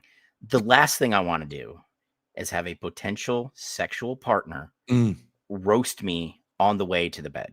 Mm-hmm. At that point, this boner that I've saved up for this very moment is going to get self-conscious as well and might just pack it in. Oh, dude. What's worse, if you don't roast me and then you do like a vlog about me on Instagram, like, I fucked this old guy the other day. He's a podcaster. You might know him, Jason Miles. Oh my God, he smelled like icy hot. He farted when he came. Like, what the hell? He kept his socks on the entire time. I totally keep my socks on. And what he said was, since he's older, his blood circulation's bad and his feet get cold. Okay. No, Mac, I totally keep my socks. Mac! Now, keep in mind, these weren't like ankle socks either. He had like full-on calf socks. And I was like, oh, right? And then not only did he fart when he busted, which, ew, it wasn't just like a little fart either. It was long and it smelled. Okay. And I was like, what is that? And he said, oh, I have to drink coffee for my job. And like I said, he's a fucking podcaster. Oh my gosh. And see, like my friend Julie told me not to hook up with a podcaster, but I was like, oh, he looks so good. And then I realized it's because he was under the lighting was bad in this entire place. Right. I met him at this coffee shop. I'm just on vacation, living it up. And here he is in this coffee shop. And I'm just like, ooh. That'll be the last time like I hook up with a podcaster. Right. And then like the next morning, he texted me and I was like, oh no, I don't want to really talk to him. But I was like, hey, and I left him on red all day because, the fart was just enough. And then I was like, I showed a picture to my girlfriend. I showed it to Julie and she was like, what is he, like 58? And then I looked at him and I'm like, no.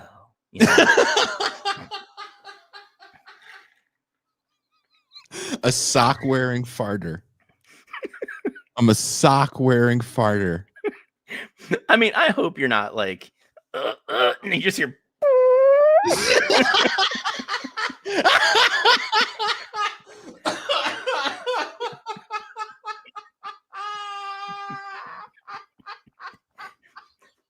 Because at that point, I'm going to be surprised you had one kid, let alone 3.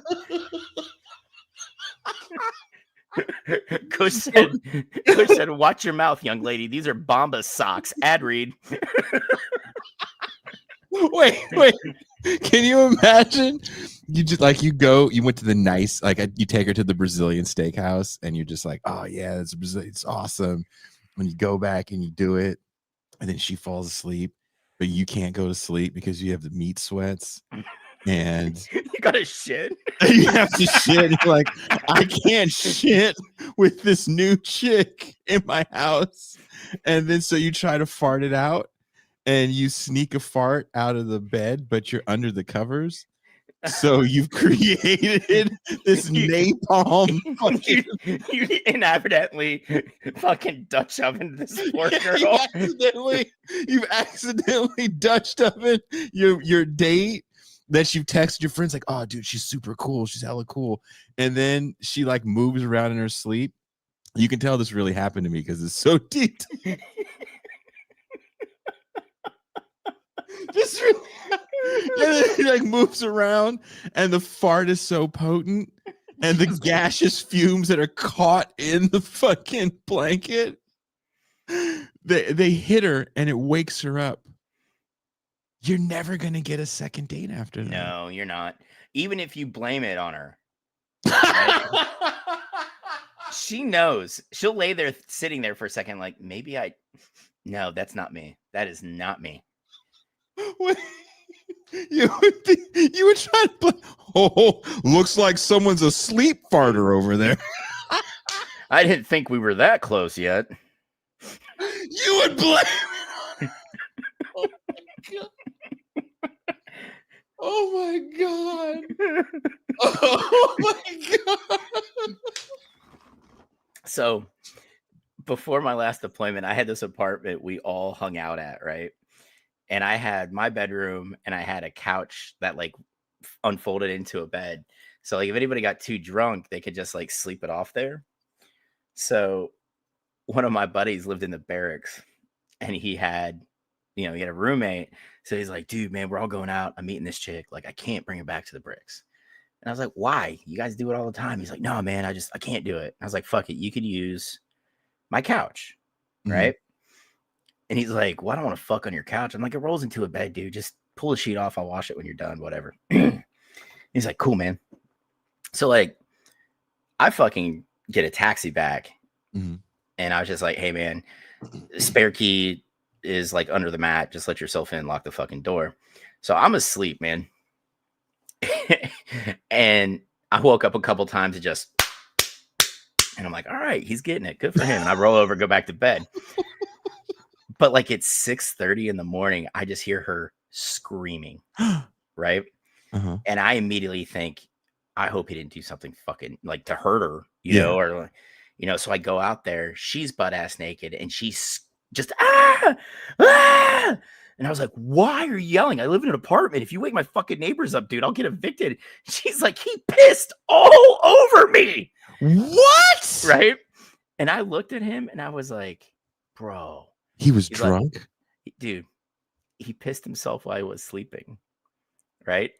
Ooh. And dude, the puddle on this fold out couch mattress was huge. And Jason, guess what he does? You pissed all over me. Right? What? He tried to turn it around on her. And she's like, oh my God, not again. And I looked at her and I said, not again? And she's like, yeah, this happened at my friend's house. I peed myself in my sleep. What? And I was like, dude, you both are way too drunk. I was like, oh my gosh. I was like, sweetheart, put your fucking clothes on. Right?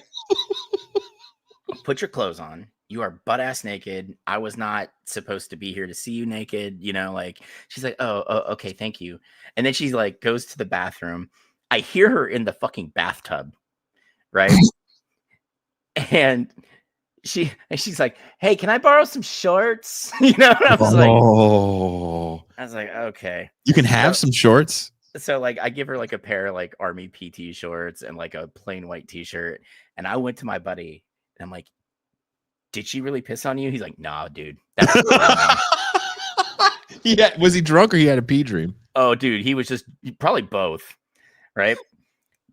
And so she slept. I had this little love seat too. She slept on that until like 10 o'clock. And then he just like grabbed a blanket and slept on the floor. Right. And like, she's like, hey, my friend's coming to pick me up. I'm like, hey, just take the shit and get out of my apartment. Right. And I was like, you got to clean this fucking mattress. And he was like getting his shoes on, ready to go. He's like, yeah, man, I'm gonna head back. And I'm like, nah. No. I was like, you pissed all over my furniture, dude. One, and then tried to blame her. Almost had her convinced she did it. She let it slip that this is not the first time she may have pissed all over furniture, right? And so like I got like furniture cleaner, like, and I'm like just starts and he's spraying and he's scrubbing, and dude, this whole thing, this mattress just smelled like it's a wrap, dude. It's gotta right? go. It's gotta go. So I was like, I get it. Yeah, I was like, you take it out, you put it in the fucking dumpster. And he's like, all right, man. So he did that. He doesn't talk to me for like 2 days. Keep in mind, we're in the same fucking platoon. So we have to see each other every day. He doesn't say shit to me. And then that Wednesday after that, I get back to the apartment after I went and hung out with the kids for a little bit. And there's just this giant box. He ordered me a brand new fucking mattress for the fold-out couch. Aw. And I was like, well, at least he replaced it. And like the next morning, he was like, hey, man, I'm really sorry. Like, I got you a new mattress. I'm like, I know, I appreciate it, but just know you can never stay at my place again. Ever again. Ever again. I was like, if you're gonna piss in your own mattress, like if you're gonna piss on a mattress, you piss on your own. Okay. Yeah. And I was like, I hope peeing on women doesn't turn into a thing. He's like, dude, I didn't like pee on her. I was like, bro, what the fuck is wrong with you? Everything. Yeah, dude. Yeah. Everything. Everything is wrong. If you, that's why I'm real big on like, don't come to my house. Hey, I brought up a date. No, you don't want to come to my house. No.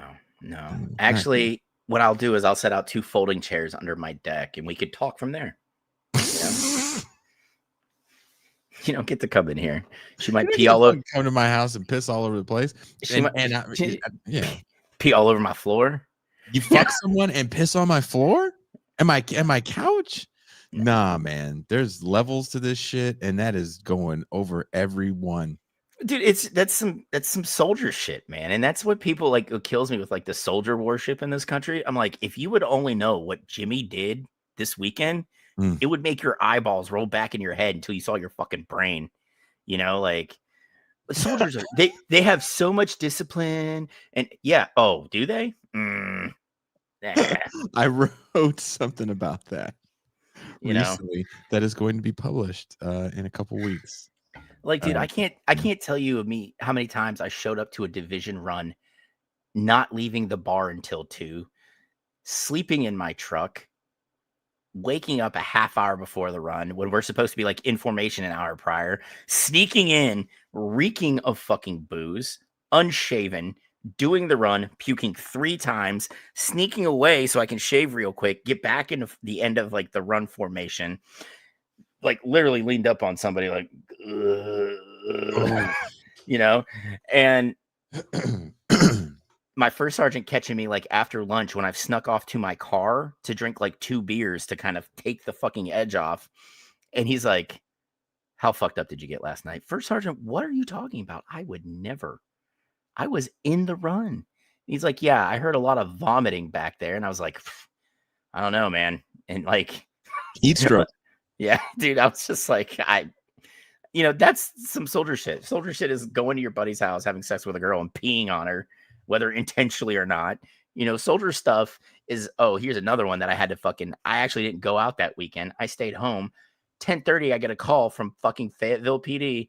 Hey, are you Sergeant McGinnis? I am. I need you to come down to the police station downtown. Oh.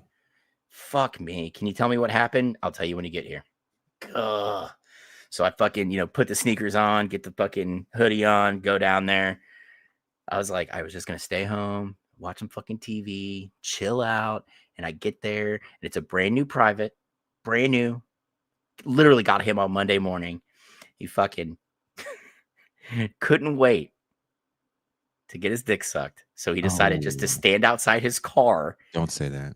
And this girl blew him right there. And a cop immediately turned the corner and busted him. Hit him up with solicitation. Even though the girl was like, no, I thought it was cute. I just wanted to. Wow. Yeah. Wow. So he had to pay for an attorney, get it tossed out when the judge was finally like, okay, ma'am, did he pay you for the sexual act? And she was like, no, I did it willingly. And he was like, why am I here? You know, the judge. This is an injustice. This is ridiculous, officer. Why would you write him up for this? Well, she looked like a prostitute, and she like gets indignant in the courtroom. Yeah, you know, like that happened, dude. I can't many. You know, I had a guy who would get so blackout drunk, he would be like, "Hey man, can I go sit in the car?" And we're like, "Yeah, please go sit in the car. You're scaring away everybody." And he would like when we go to the strip clubs, they would give us shot glasses. Mm-hmm. And he would put a dip in and use that as a spitter, fall asleep, and just dump it all over him. Oh. Right? Like I was like, this is the soldiers you guys think are perfect angels. Okay. I once saw a dude spend $1,300 at a strip club. He only made $600 a paycheck. You know, like he saved his money. Yeah. Just to trick at the strip club. And dude just made it rain, bro. Just I'm still mad that the cop said she looked like a hooker. Well, what made you think she was a hooker? She was a woman. What kind of Fayetteville cops? That makes sense. Jesus. Hey, you just we saw a woman doing things that a Christian wouldn't do. Yeah. So we just assumed she wasn't walking in the light of the Lord. Your Honor, she was using her mouth. That's not God's receptacle. No. God would not put a playground next to a trash dump. You don't put your mouth there. Ma'am. Ma'am, take that penis out of your mouth right now. Ma'am. What are you doing with that young man's penis? He's fighting for your freedom. Get your mouth off of there. It's not where your mouth's supposed to be. What would your father do if he saw you right now? I don't know. Not want to see? Yeah. I would assume that's the first thing he'd do. Turn his head because he's normal. Oh, come on. Yeah, what kind of weird question is that to ask, you fucking pervert?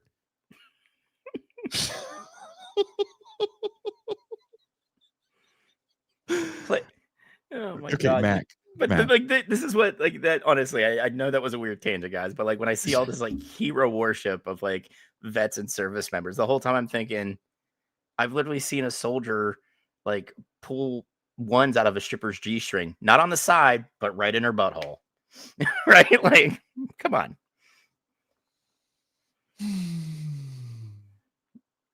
They're not. We're not sending our best. No, that's what we should be saying to the world. Hey, sorry guys, we're not sending our best. Especially in my line of work in the infantry, we got guys. I had a soldier who couldn't spell his name. He didn't know how to read. Ooh. But they're like, you can point a rifle and shoot. And he's like, I did that all the time. They just literally said, all right, son, come on in. Yeah. They play the fucking Price is Right music as they walk down to get it done. You knew the song that was it. Mac, of all the street fights I've ever seen, we have to end with this. With all the street fights I've ever seen, I've never seen someone pull out a finger gun and stop their assailant with a finger gun. Okay, let's see this. Who's that nigga?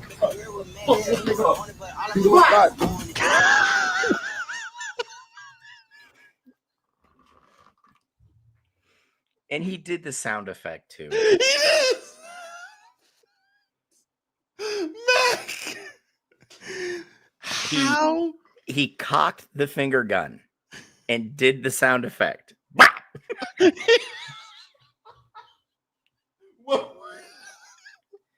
I feel like Dre says she used that move on her son. Okay, Drea, with your own kids, that can be frightening. Okay, but these were two grown adults throwing hands in the aisle of a bodega. Okay, like he pulled out the finger gun. Honestly, I'm not gonna lie, dude. If dude pulled out a finger gun on me, I wouldn't know what to do either. I'd be like, what is this gonna do? Hit me some Captain Planet shit? What the fuck about that? Just wow, man. Virtuoso says the audacity to fight. Can you imagine being the dude who just connected with a 2-piece? Guy pulls out the finger gun, and you're immediately like, "Whoa, Whoa, shit!" Like you just stop. What do I do? What do I do? With somebody point because he pointed the. Wait. How do we? You gotta, wait. You gotta see when he points it. Who's that nigga? He covers his face. He covers his face. Okay, I've been in some situations where I've been shot at. I've never thought if I get my hand just here, it'll stop whatever's coming at me.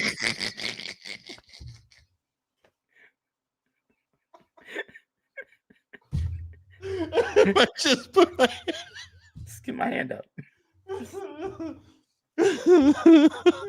I've never in my life seen a human being attack another human being with a finger gun. Well, maybe the finger gun unlocked his ability to become Neo from the Matrix. Because that last punch, he just shit. Like, what do you do? He just sees everything in ones and zeros after that point, you know? What do you do if somebody hits you with the finger gun, man? You can't do anything. No. And there's no way to recover from it. That's the thing. Like if I get shot in a like it's gonna hurt. But if I'm not like hitting an artery, I can still get up and do shit. Right? If you punch me in the face and I'm not knocked out, guess what I can do? I can still get up and do shit. But if like I get stopped by the finger gun. If you give me the finger gun 1-2 skidoo. Nah, man, I'm not coming back from that. Especially when you start like just the fact that dude made the sound effect bop. Yes, my favorite. It kills me. He cocked it. That's what he cocked the pulled the hammer. slide back on the finger gun and then whap. Do not cock the hammer on your finger gun. Don't do it. I know you want to do it. You think it's a great idea. Again, do not cock the hammer on your finger gun. No, because at that point you are obligated to shoot somebody with it. And that could be a very messy end of the engagement because the finger gun doesn't lose, obviously. Can you imagine being the owner of that establishment though? Like, great, 2 more idiots just fighting in my store. And then he sees the guy do a finger gun. He just like drops behind the counter. Like, what? Oh, Mac, I forgot. Wait, I have to show you this. This is the last one, I promise. I swear to God, this is the last one. Wait a minute. Oh no, if I lost it, okay, I didn't lose it. I don't know why you would do this in a public place. And I'm so sad. So this is what we do in the Champagne. If you guys want to know, sometimes we go over these videos and try to figure out why. This is one of those whys for me. Is this at a stadium? This is at a Chargers game. Oh, so it's at SoFi. Nice. It's at SoFi. Check it.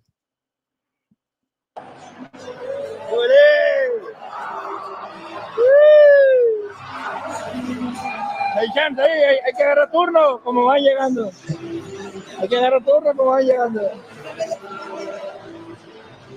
Is she really treating him like a bowling ball right now? You want to describe for the audio listeners what's happening?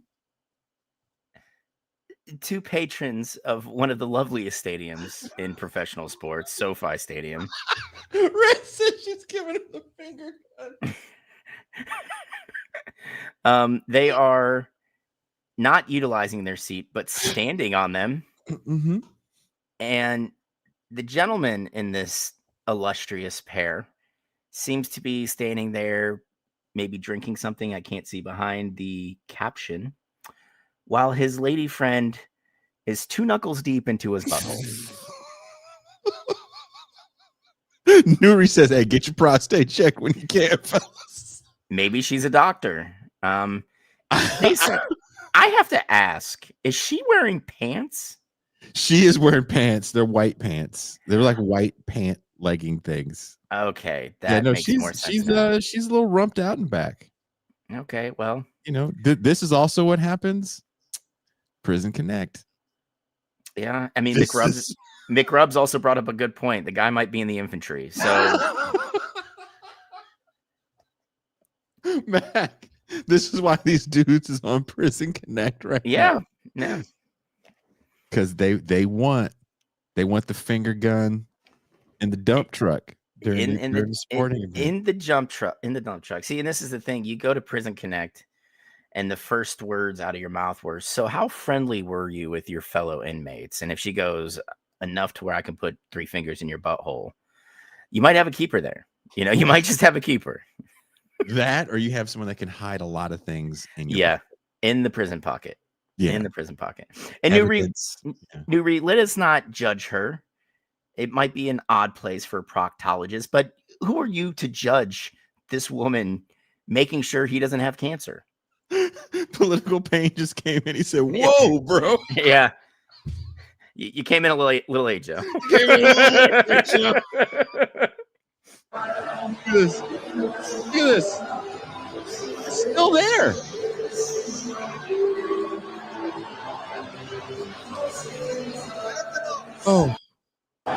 Oh, and then she put her hand on his shoulder. Oh. Can you imagine just getting like a whole nose of your own butthole? Baby, what's that smell? You, bitch. Joe says rolled in late to the beehole. Yeah, you did, Joe. You absolutely did. I'm glad they didn't have popcorn they were sharing. Oh. Because then it's like, dude, everything smells like ass now. Just straight asshole. Maybe that's her way of getting back at him for being a dirty ass motherfucker. Like, look, dude, I tried to tell you. You need to put some cologne up there or something. I don't know. Deodorant. Coconut in the Corn said she's looking for goobers. Stadium snacks are She gonna fuck around and find some milk duds. Baby, you might want to think about eating some vegetables. Why would you have there's no way she's jerking him off from that angle. No. And if so, don't jerk me off from that angle. I'm not an elephant as much as I think I am. I don't need an under the cheeks handsy.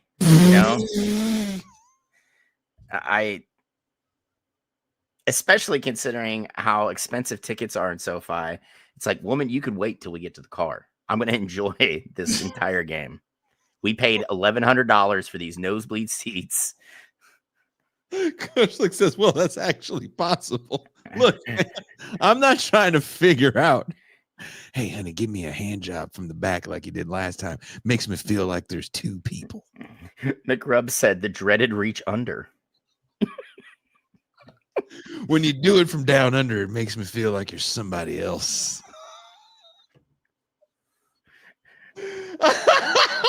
Base Dub said, I tuned in to see what was happening and knew I was going to see some shit. Finger gun and getting finger blasted in the beehole at a Chargers game didn't disappoint. All right. Oh, sorry. Nigga, what? Wrong button. Bad Lefty called the reach under the Aussie wank. Aussie, dude, don't reach. If we're in a public place, look, I've lived a life. I've done some weird things in public places. Okay. Yeah. You were a musician. Isn't that part of the gig? I wish I could say I was doing it on tour, but I toured with a woman for the majority of my touring years, though I was dating, and we were very boring. That could have been why she left. She could be jerking somebody off in the stadium right now. Like, I never got to jerk that guy off from the backside. This is the musician's life for me. Oh shit. She's like, Jason, can we do something weird? And you're like, oh, we just played a show. I'm so tired. That is so me. What do you just know me somehow?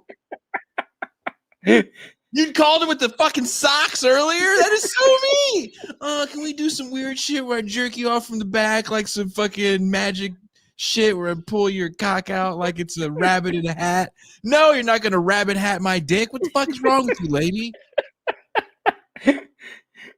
I mean, can you imagine these two on Monday morning when this shit hits the internet, though? Like, she goes to work, and her boss is just like, so, Stacy, fingers still smell like butthole? We didn't think that was you, but that is totally you, Stacy. Yeah. Oh my god, I heard something's going viral on it. Hey, Stacy. What? Have you seen this? Oh my.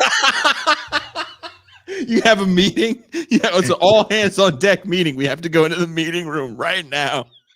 And you just play the video like the Zapruder film. HR's up front. Okay. Now, as you can see, this is Stacy. And she's like, that's Stacy, you wore this to work before the game. Okay. So what you guys do on your time technically is your time. But and like the boss comes in, he's like, listen, you can't be putting your fingers in your boyfriend's asshole and then having to go viral. And wearing a Hobby Lobby shirt when you're doing it. Mr. Warner said it a little crass, but he's got the gist of it. Stacy, if you could please maybe forego anal pleasure with your partner while at SoFi Stadium. I don't want to be kissing for more than a second or two in public. That's what I'm saying. I'm super fucking, I'm shy and shit in public. Like the last thing I want to do is like, hey, I'm gonna stick my finger in your ass first. Then dry, by the way, I'm gonna dry fucking butt fuck you with my finger. Then I'm gonna take those same dry hands, jerk you off a little bit. How's that sound? That sounds fucking horrible. Yeah. Everything you said sounds horrible. I don't want you fucking dry. Do you know what you do for a living? You're a lineman, Stacy. Especially for you who likes to stay clean. Can you imagine, like, you're like, oh, in my butt, and then she like goes to your dick. You're like, no. Like, what are you doing going butt to dick like that? I'm not trying to get an infection. I don't do it to you. You don't do it to me. No, we had an agreement here. Come on, I'm gonna pull. It's called the rabbit out of the hat. You know what it's gonna be called? It's gonna be called fucking assault if you keep tugging on my dick like this. It's not a goddamn lawnmower. What are you doing? I had 6 cups of coffee today. Don't do that. Don't do this to me. I don't make that face like, oh, this is hot. You know what's not hot? You fucking striking shit oil while we're here at SoFi Stadium. That is the opposite of hot. Yeah, and then I have to try and make it to the bathroom because you just poked a hole in that balloon, and now it's streaming out of me like I ate 7-Eleven chorizo. Goodness, Stacy. I thought when we met you were over this part of your life. You told me you wanted to be a good girl. What's so wrong with ass play, Jason? Nothing at home when we have the tarps down. But you're trying to do this shit untarped in public, and you're surprising me. That's how you get an unwanted reaction, Stacy. Stacy, guess what I don't want to do? Nut on the family in front of me. Not what I had planned for the day. Stacy, knock it off. There's literally 3 children in front of me. Now I look like LeVar Arrington. Yeah, now I'm LeVar. You don't do this. What makes it worse was the Spanish play-by-play when they started recording. That's what I love the most, because those dudes were like, is she sticking his finger up in Yeah, like literally, they're like, wait a minute. You guys see this? I mean, here's the deal. To each their own. Jason and I have made it very known. We're not going to kink shame you.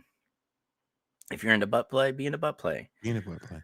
But there is a time and place for said butt play. And watching the Chargers lose at SoFi is not the time or the place for any play.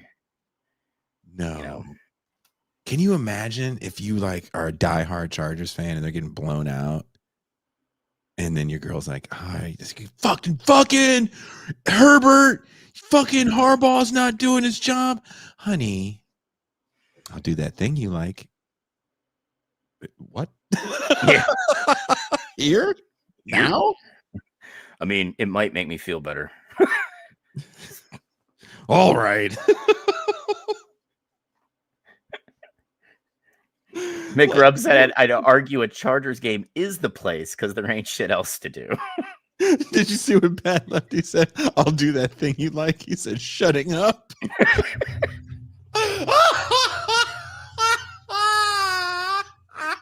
Red Dogger said, watching the Rams win at SoFi is the time for butt play. Oh my God. Hey, babe, your team is getting blown out. You want to be like that?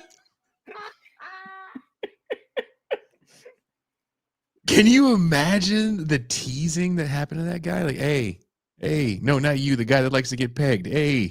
Yeah. And I'm sorry, you know those cats that were filming and talking shit in Spanish were the ones that said something. You know what I mean? They totally were talking shit in 9 different languages to that guy. Hey, no, say it in French. Hey, there's a hey, anybody here speak French? And you get this French guy like, oui, oui, oui. You know, how do you say? Excuse me, are you into butt play? We all saw it on the internet. Wait, he probably lost a shit ton on prop bets, and this is his punishment. I don't have any more money. Oh, we're gonna take something from you, Jimmy. He bet Stacy the Chargers would win, and she's like, okay, if they don't.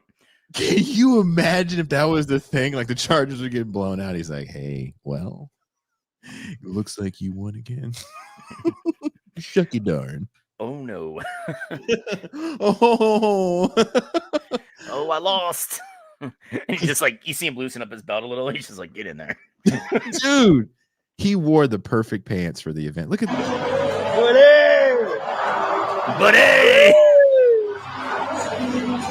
Hay chance ahí, hay que agarrar turno como van llegando. Hay que agarrar turno como van llegando.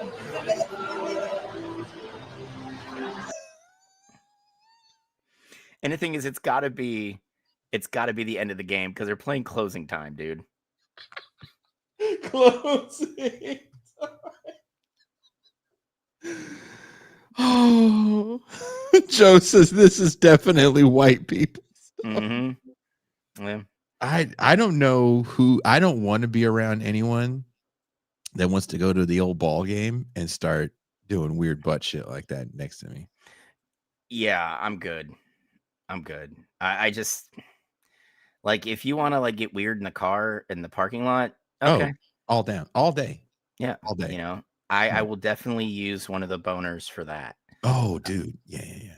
But in stadium, no, like no. You are using I'm like a bowling ball to you. You're just like getting a grip in there, and I can't have you trying to find your keys. Yeah, or loose change under the couch in my butt. I cannot have you trying to turn me into a 7-10 split. Okay, like I just don't need that. And he's just leaning back, like leaning into it. Like this is just what he does. She's in there so deep, he can feel it in his navel. Oh, dude, her fingers are coming out of his belly button right now. Big Rob says, imagine wasting a boner on this. I agree with you, Mac. This is what the car is for, because you can drive straight home. Be like, oh no, I came all over my pants. That's really weird. We can go home and I don't have to embarrass myself. And you put him right in the wash, you know, like I just don't do this. I mean, what a way to wrap up the night. We watched a guy get finger blasted like a porn star from the 80s. You know, and we watched a man use a finger gun to momentarily stop an assailant. Yeah. I mean, you learn all kinds of things here on Beyond the Red Zone. So join us on Saturday when when Jason and I are going to have a fruitful discussion about one of my favorite historical topics in the Spanish Civil War and the International Brigades. I think we should all go into it with a open mind, because there's going to be a lot of things I try and dispel, as well as kind of connections to the leftist movement in the United States now. So it'll be a phenomenal show. I'm going to do a little quick review of the parties involved. We're going to do a quick overview of Spain leading into the Civil War, who Francisco Franco was, his Falangist movement, and then we'll get into the nitty-gritty. So be prepared, put your learning caps on, right? The treat after the show, Drea, is Jason finally locking down this Blue Chew ad thing for us, and he just takes 2 and walks around in gym shorts. That's the treat. I would be down to do that because I've worn pants 2 days in a row, and it is killing me. I'm looking at a filled shorts hole. My shorts hole is just filled, and I can't wear the shorts in the shorts hole. So it's hurting right now. Well, Red Dogra, I highly recommend that book. Giles Tremlett wrote an amazing book called The International Brigades. I've read it about 3 or 4 times. I'll also be using Anthony Belvoir's written history of the Spanish Civil War, which was really good. He can be a problematic scholar, but his work on Spain in general is phenomenal. I highly recommend that book as well if you are into that part of history. So the shorts hole. That is what was created when this woman went through the guy's underwear and right into his butthole.